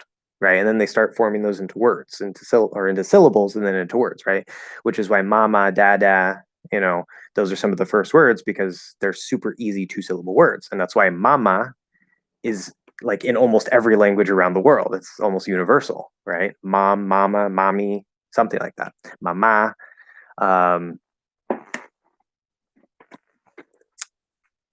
So as an adult, you do have some interference from your native language. That is a factor. That is one thing that's different. And in this case, as I said, you do have fossilization. So that is also a factor that you didn't have to deal with as a baby. But you're going to use the same techniques to retrain your mouth. Okay. And the way that you're going to do that, you're going to play with it.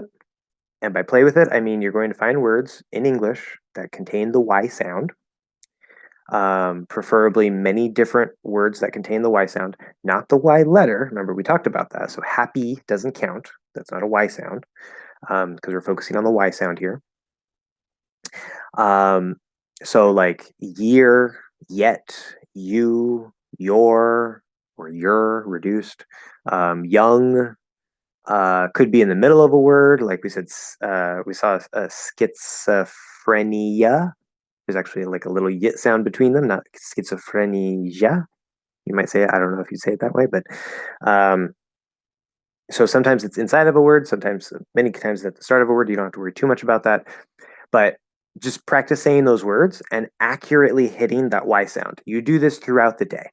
Okay, this is what I did for the sounds in Spanish, especially the R.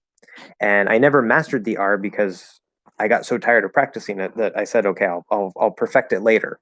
And later never came. It hasn't come yet.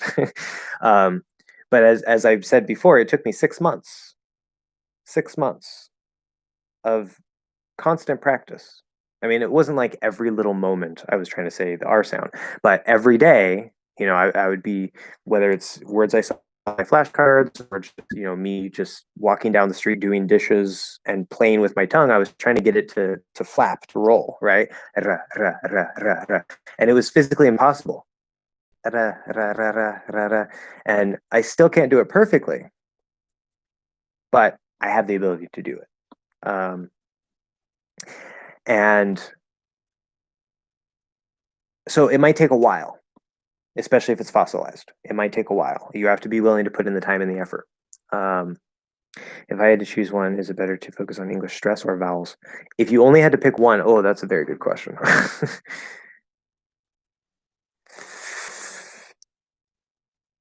Oh, that is a very good question. I'm not completely sure. I want to say vowels. Um, but let's see, you're a Spanish speaker.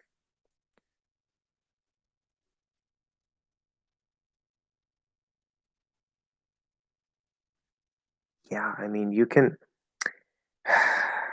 Because I'm trying to think of the proximity of Spanish vowels to English vowels, and if you can kind of get away with certain things, which might make stress a little more useful. But the vowels are super, super important, um, especially for your listening. But even if your listening is good, if you don't use the proper vowels, there's so many words that the difference is just one vowel sound, and sometimes the context doesn't help. um, but stress is also important because if you use the wrong stress, it could make a properly pronounced word be not completely not understandable, potentially.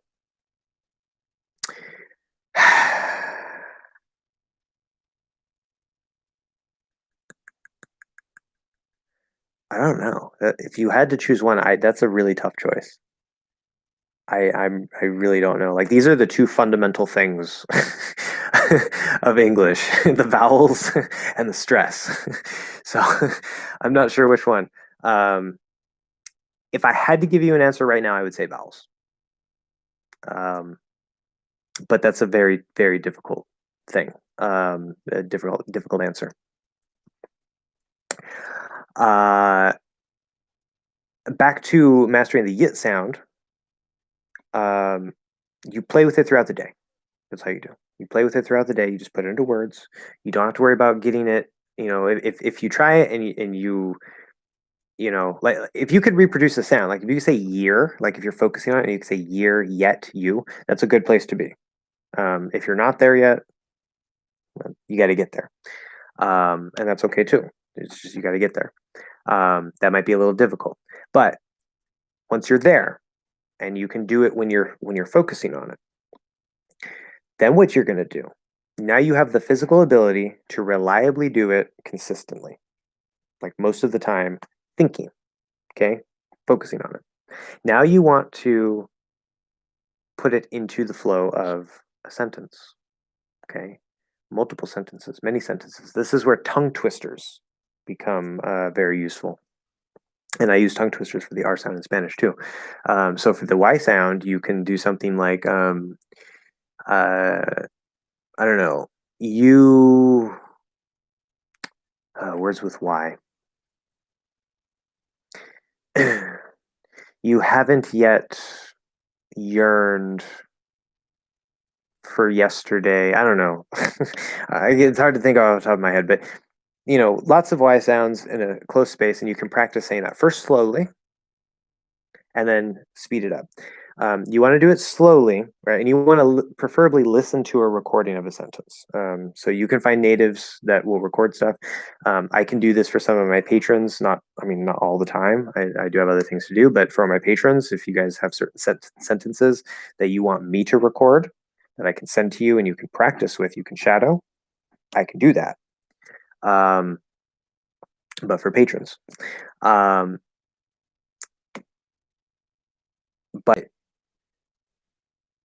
you find some sort of reference that you can shadow, and you want to go slow at first.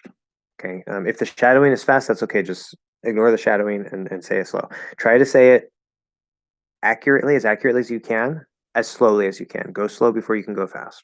Okay. Then you speed it up a little bit.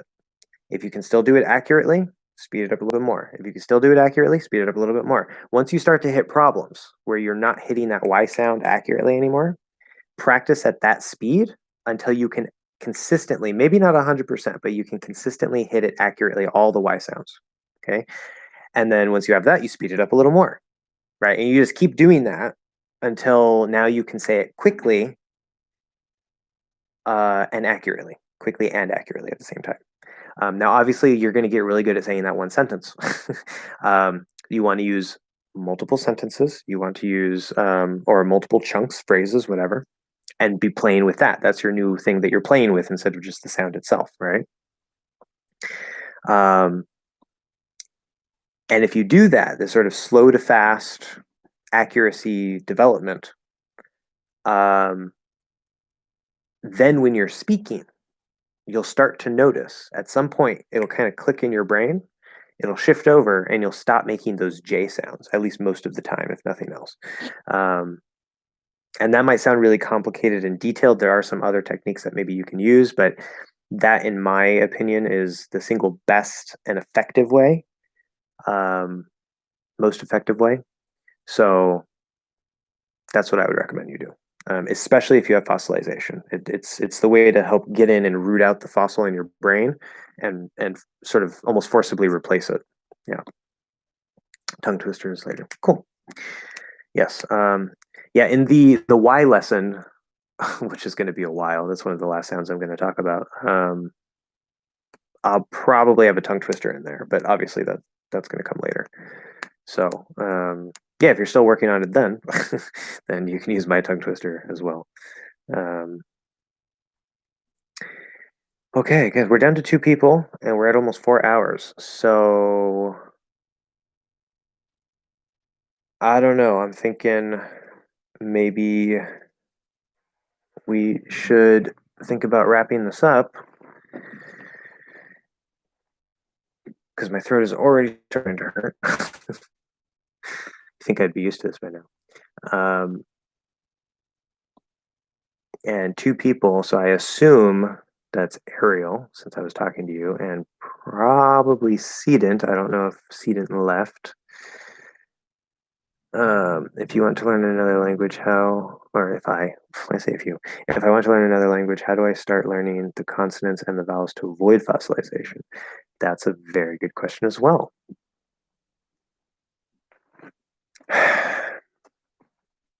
First, I'm going to say,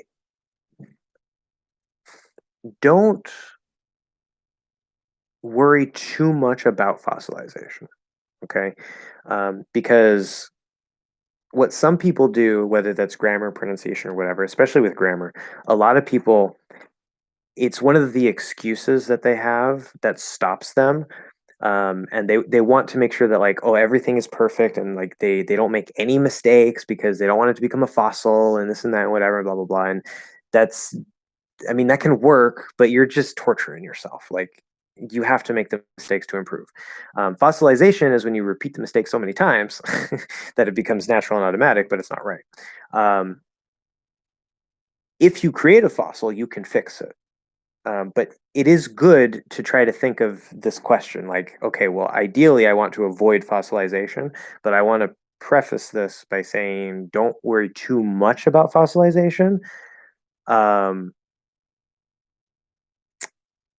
because it can be fixed.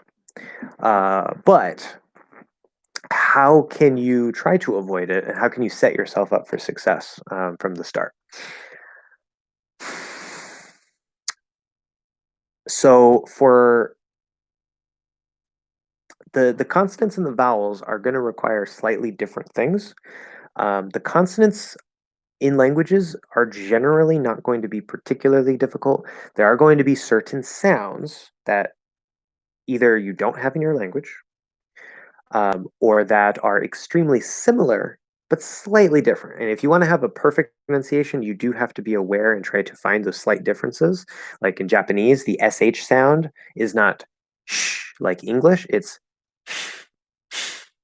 a slightly different sound.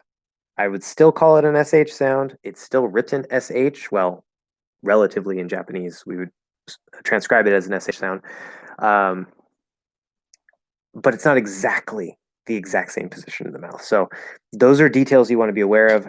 Do you want to have perfect pronunciation, or do you want to have just like really, really good pronunciation that's not exactly like a native? Once you answer that question, the consonants are generally not a big problem. You have to find the consonants that aren't in your language, give special attention to those after the vowels, preferably after the vowels. You can start them with the vowels, that's fine, but the vowels are going to be usually the biggest problem that you're going to spend most of your time, especially in the beginning, because they're going to give you the biggest benefit. So consonants you can sort of set aside for the most part until a little later. What I do when I try to start a new language, I go straight to the pronunciation. I will find a resource. A really good resource is the Pod 101 classes or sites. Sometimes it's Pod 101, sometimes it's Class 101, like Korean Class 101 or Japanese Pod 101. This is from a company called Innovative Language, and it's generally the really good sites, really good approach and techniques and stuff. It's very audio based. Not perfect, but it's an excellent resource. And one of the best parts about these sites is they usually have a pronunciation course, and they'll come with PDFs, right? Which may include the IPA. I'm not sure. I don't pay too much attention to the IPA. I just use the IPA mostly as a reference to see if the symbol matches what we have in English, or if there's a new symbol that I'm not familiar with. After that, I don't pay much attention to the IPA. Consonants are pain in the ass. In Russian, they have this thing called yeah, I've heard of that. I've had many Russian students, and they've talked a little bit about that to me. So a little bit about that to me. Yeah. I don't know much about Russian, but yeah. So and certain languages are going to pose certain problems, right? So if like in Russian, maybe consonants become a bit more important, right? Like learning English, there's a few consonants that you have to learn that aren't really in Spanish, like the th sound. But most of the consonants are either in Spanish or extremely close. So, you know, depends on the language. But what was I saying before that? Completely forgot.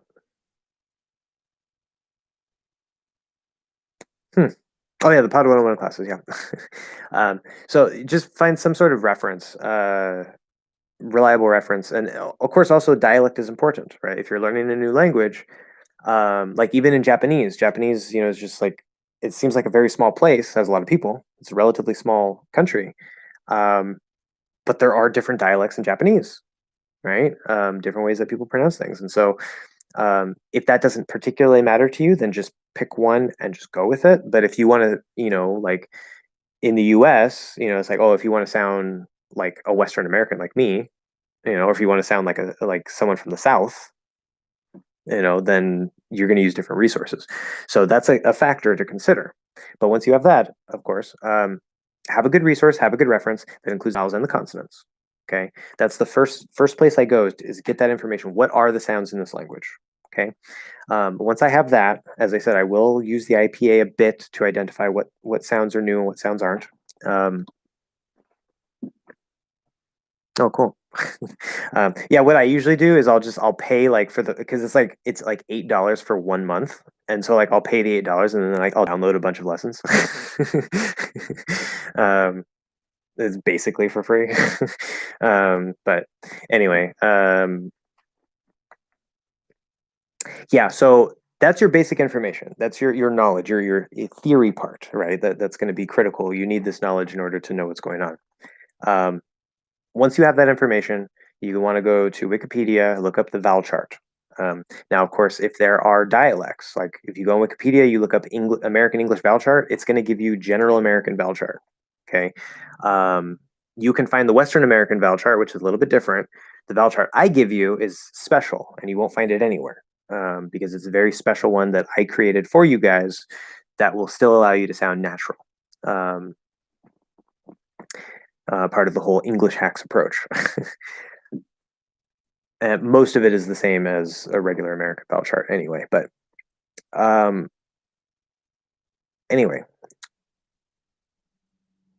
so you need a vowel chart for the vowels. The consonants, there might be some useful diagrams. You can, go on Google, look up like Russian T sound or whatever, see exactly where the placement is.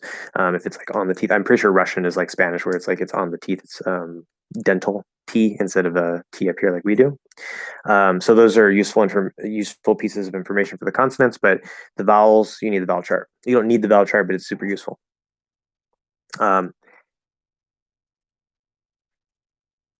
Then that's all of your basic stuff. Your dialect, you have your basic information that you're going to use to learn these sounds and what the sounds are. You have your vowel chart, so you can see what's going on in the mouth. Once you have all that, then you start playing. Just like I was saying before with how to change your jit into yit, you play. And this doesn't mean that you're going to do everything all at once because you can't. You're going to have to focus, okay, first on this, first on that, first on that. There's a polyglot named Gabriel Weiner. And he developed these pronunciation trainers. I don't know if they're still available. Pronunciation trainers, and he has them in many language pairs. So there's like English to Russian, Russian to English. It's made primarily for English learners learning other languages, but he does have the opposite pair as well. So I don't know if you can find like between Spanish and Russian, like if you're learning Russian, but if if you're familiar enough with English and the English pronunciation, you can do like the English to Russian one. I didn't know that. What do you mean? Yeah. Okay, so I explained this a bit in the beginning of the pronunciation course. So okay, I'll explain to you the specific changes.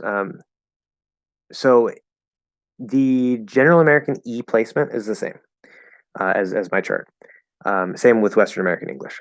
Well, in Western American, some of the vowels shift. That's why I say I don't speak complete Western American because there's certain things that some Western Americans do that I don't. But okay, E first vowel, same place. I second vowel, pretty much the same place. E third vowel, pretty much the same place. A fourth vowel, same place. Okay, front vowels are all the same. There's no changes there. I didn't change anything. The fifth vowel, A, I am specifically using the cot merger, which is the difference between A and A, because I do not have A. In General American, there are many speakers who do not have this merger, and they have these two separate sounds. In Western American English, most speakers have this merger, where these two sounds became one sound, which is what I refer to as the fifth vowel. So on my chart, that's a change that I made. I put the one vowel instead of the two. So that's just a natural thing, part of how people speak. But it's easier for you because you only have to learn one sound instead of two. The exact placement of the schwa sound. So there's the upside down V and there's the upside down E. The upside down E is the schwa. That is what is referred to as the schwa. In American English, the upside down E symbol and the upside down V symbol are the exact same sound. The difference is that the schwa is never supposed to be stressed. You will not find the schwa on a vowel chart. At least I haven't found it on a vowel chart. You will sometimes find the upside down V. Technically speaking, the upside down V is a little bit lower and a little more open, where the schwa is a bit higher and tends to be a bit more closed because it's usually a reduction sound. However, to the ears of a native speaker, they're pretty much the same. Or at the very least, they are to me, and so it doesn't really matter. Okay, so you already know about Gabriel. Yeah, I read his book like front to back, and his way of learning grammar with like the different colors and it was like colors and like it was like glass and fire and all this stuff. I don't remember exactly, but yeah, like it was so awesome. I really like his stuff. But anyway, so when I decided to put the upside down V slash schwa, what I call the true schwa and the not true schwa, in the same spot on the chart where the is actually the upside down V is actually a little bit lower. The schwa is actually a little bit would actually probably be a little bit higher. And I sort of put it in the middle to represent that because it really doesn't matter. You can hit anywhere in there. It's going to sound like as long as you're using the middle part of your tongue. It's going to sound like It's going to sound the same to us. It doesn't matter. So that is something you will not find on any other chart. I put it there to make it simpler and easier for you. It's not unnatural. It's perfectly fine. It's just the way that I decided to display the information so that it's less complicated. The vowel, in General American, they have two different symbols for the consonant and the vowel. To me, they're the exact same sound. I notice absolutely no difference. My tongue goes into the exact same position. So maybe that's a Western American thing, but I just use one symbol. And I really don't care about the symbols because that's a whole other complicated topic that is super stupid and confusing and not useful for actually learning English. It doesn't matter what the IPA symbol is. But I put that on the spot where the generally goes on many other English charts. So that I didn't really change. I just picked one of the symbols that usually represent the R. The U is in pretty much the same place. I think I moved it slightly forward because that's how it feels in my mouth compared to the General American chart. The O is okay. The high schwa is in pretty much the same place, which is the horseshoe symbol. The O, this is one of the biggest changes that I made. So in General American and on most English vowel charts, you will not see the letter O. Like the letter O in many dialects of English is considered a diphthong, not a monophthong. It's two vowels put together. It's actually supposed to be a combination of like ah, that unmerged ah sound, or something around there, plus the high schwa. It like ends in the high schwa. Now I can say it that way. It's not a problem, but I don't always say it that way. And actually, in California English, which I don't speak California English, even though I'm from California, I'm not a surfer. Right? I'm like, hey, bro, what's up? Like, I don't talk like that. I don't have that accent. But in California English, if you look at the vowel chart for California English, there's actually an O on the chart. And that's because in California English, O is an individual monophthong sound, not a diphthong. And it just so happens that that's why I say I generally speak Western American, because I can also do this California O, which is basically the O that is in many other languages. It's just that instead of O, where you just stick your lips out, we add the rounding, but the tongue position is basically the same. So where most teachers will tell you the O is a diphthong and you have to start here and end here and do all this complicated stuff with your mouth, it's not that complicated. You just do your native language O, but add a little bit more of lip motion. You sound great. So I took that from the California English vowel chart and put it onto the English Hacks vowel chart because it makes it so much easier for you guys instead of trying to learn all this diphthong O nonsense. So those are the specific changes that I made, not many, right? It's like 2 or 3 changes. One is just a common thing, the merger, right? That's just a common way that Western Americans speak. I added the O to make it easier for you guys. Still perfectly natural, right? It's how I speak. Um, in fact, to put it simply, the English hacks or the Josh's special vowel chart, it's literally a map of the way that I pronounce the vowels. And I'm a native speaker. So, yeah. um, at the end of the day, it doesn't really matter. So, because I know some people when I tell them like, oh yeah, it's the English hacks chart that I made, people might think like, what do you mean you made it? Like, how can you make a vowel chart? A vowel chart is just a description of how people use vowels in a particular language in a particular dialect. So I know that it sounds suspicious, but trust me, I know what I'm doing, and you'll still sound perfectly natural if you learn the vowels the way that I teach them. It just makes it easier for you. That's all.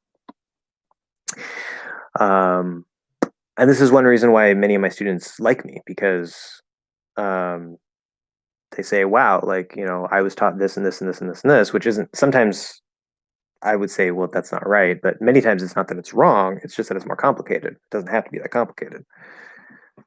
So one of my main focuses with this channel is to make all of the complicated things less complicated. But anyway, going back to it's getting kind of dark in here. Going back to how would you start learning a language to avoid fossilization? Um, that's why I mentioned Gabriel Weiner's pronunciation trainers. Um, because I use that a lot in combination with the pod resources. It's not very popular in school. Maybe that has absolutely nothing to do with anything. I wasn't unpopular because people thought I talked funny. I talk just like everybody else around me, as far as I know. So it's not like I talk weird or anything. Um, anyway, yeah. I use the trainers because the trainers. I mean, if you don't like them, that's fine. The reason why I find them useful is because most of the information in the trainers was not particularly useful. Like it wasn't. But there were certain sounds that I actually couldn't hear the difference between, and it's really good for me to know that. I want a reliable resource that I'm going to know this is how these sounds are pronounced, and I want to hear them side by side, like already prepackaged where I don't have to like go and look and oh here's the sound, here's the sound. Because sometimes you go to Wikipedia and you play like the example sound for a particular vowel or whatever, and it's just like what? Like so many students have sent me to the Wikipedia page for a particular sound, and I'm like, no, it doesn't sound anything like that. Like that's a weird sound. I don't know why they're saying it that way. So I don't trust those resources for that specific detail. And the pronunciation trainers are really useful because they're already in pairs, and I can find the sounds that I have trouble with instead of figuring it out later. Um, but that's part of the process. You need to identify early on what are the sounds that you can't hear the difference between. Um, because there's going to be some sounds that you think you hear them, right? Like a common problem we know is the second vowel, like in the word it. Did that go through? Yeah, it did. So if you don't have that vowel sound, like in Spanish, you don't, and you hear, you learn the word it, your brain is going to, it's not going to hear eh. It's either going to hear e or maybe eh, because Spanish has e and Spanish has eh, right? And you're going to pronounce it that way, and you're going to reinforce it that way, and not never realizing that it's a completely different sound that's not even in your language, right? So that's why you need to be aware of what sounds are in the language and why the vowel chart is so useful, because you can actually look up a Spanish vowel chart and the like Russian vowel chart or whatever and see where things go. And you can more quickly and easily identify between the symbols and their positions. okay, this is what's different. This is what I need to learn.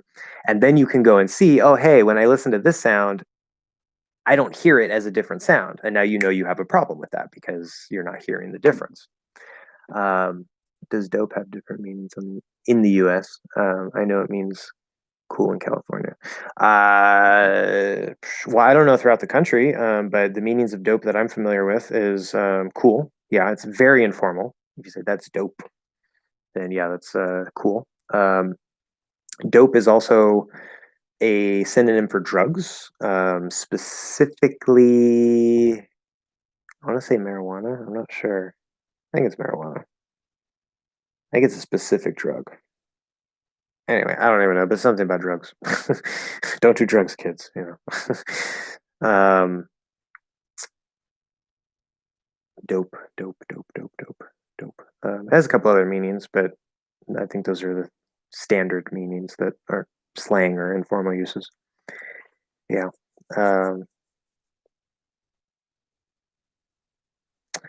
um, but yeah, and I mean, there's a couple other details, but I think you get the point, right? You find the resources you need.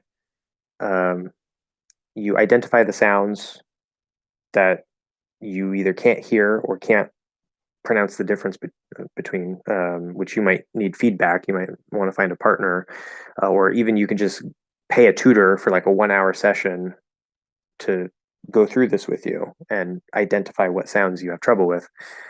You don't need them for anything after that unless you want to continue with them. But having that feedback can really help you in your identification process.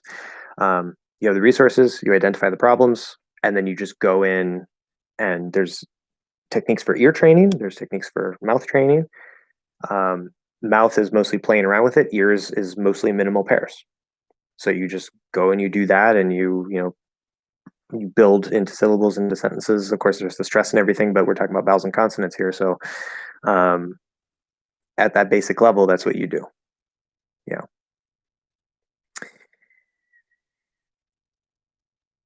Okay. It's been over 4 hours. And I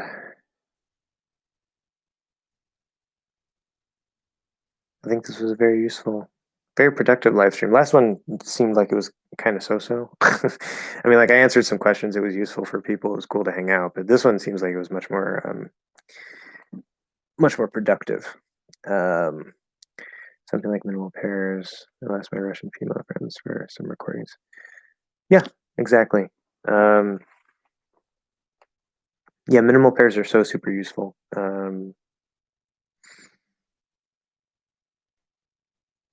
So yeah, not a problem. Not a problem at all. Um, so we have a couple other people here, but I think we're gonna wrap up. So anybody have anything to say before we go? Give you a couple seconds to type if you're gonna type, and then we'll end this.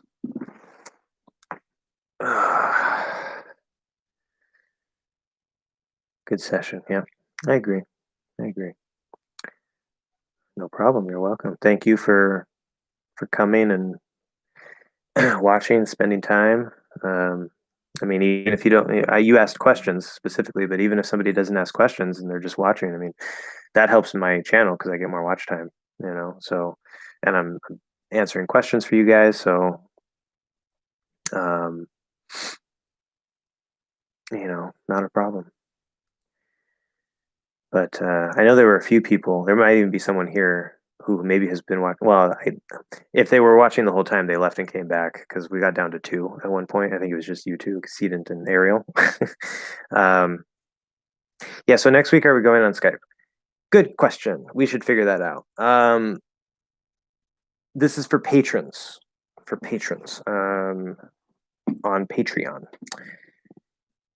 So apparently, Davin's not here because I haven't seen any comment or anything. So I don't know. I'll put out a tweet or whatever for everybody. But See, one of the problems is I don't know when everybody's available. Like if it's a live stream, like I mean you like I don't know if you're at work right now, but you said before like you're at work, you have the stream on, you're kind of like here, but obviously if you're on Skype, like it's usually a little more active and whatever, and it's like people have to be awake, people have to be available, so I don't know what's going to work best. What we'll do, since it's Patreon only, I'm going to go on Patreon. I'm going to ask. I'm going to put out a post um, where I'm asking people, you know, what works. Does anybody care if there's a particular time or whatever? Um, and we'll try to figure that out. Okay, I will manage. Okay, and you can feel free. Again, you can do this later on Patreon. You can feel free to say, ideally, for you, this would be a good time, and then maybe we can take that into consideration. Um, but it's good to know that you can maybe try to work around it, so that's a little more flexible. But yeah, I'll post on Patreon. We'll figure that out. Um, Hopefully everything goes well and we can just kind of have a group Skype call, and yeah, we'll see. But I would probably be I don't want to do it too late my time, and I definitely don't want to do it too early my time. um so sometime between, say, like maybe 10 in the morning and 4 or 5 in the afternoon, as like a start time. Maybe 3 at the latest is a start time. So it'd kind of be around my midday that I would hope to shoot for, but we'll see. When did you start today, your time? That's when when did you such a weird question. Like when uh I'm not even sure how to answer that. When did I wake up? Because that's one way to ask that question, but sometimes English learners ask me questions, and I think that there's like a language barrier problem, but it's actually just a perfectly normal question, and I read it wrong, and I'm like, oh wait. um, when did you? Oh, Oh, yeah. When did you, when did I start streaming? Of course. See, I'm thinking of the whole day at a time to do something. When did I start streaming today? I started at 2 p.m. And Ariel says AJ has 1.25 million subscribers, you 614. Is that the reason? he started. He started 20. Yeah, he didn't start 20 years ago. What? That seems like wait. That seems excessive. Um, I'm sure you will beat him when he dies. Ha ha ha ha ha ha ha ha. You're so funny. Um, well, I'm pretty sure that the main reason why I don't even have 1,000 subscribers is because people just don't know about me. Because based on the students I've had, most of the students I've had, obviously some people don't like my methods because not everything works for everybody. But most of the students I've had, and most of you guys, um, saying, "Oh, I nobody ever explained it to me that way," or, "Oh, I finally get it," or this or that or whatever. It's like I seem to fill a gap that most English teachers don't fill. Um, and so I think that as more and more people learn about my channel, um, it's just going to grow and grow and grow and grow and grow. So I'm hoping we'll find out. um, but yeah, I don't think it's going to take 20 years. So anyway, yeah, we'll figure something out. Um, just stay tuned to Patreon. I'll probably post the question a little later tonight, and we'll see what everybody says. So, okay. Well, thank you guys very much. I'm going to go now, and I really appreciate it. So, next week, no live stream here. It'll be Patreon special thing. But the first week of next month, on Thursday, so the 5th of November, we will be right back here on YouTube. So for the 3 people who are here, make sure to come back on the 5th. The exact time will probably be posted out on Twitter at some point. So follow me on Twitter if you want updates. So thank you guys very much, and I'm gonna go. So bye.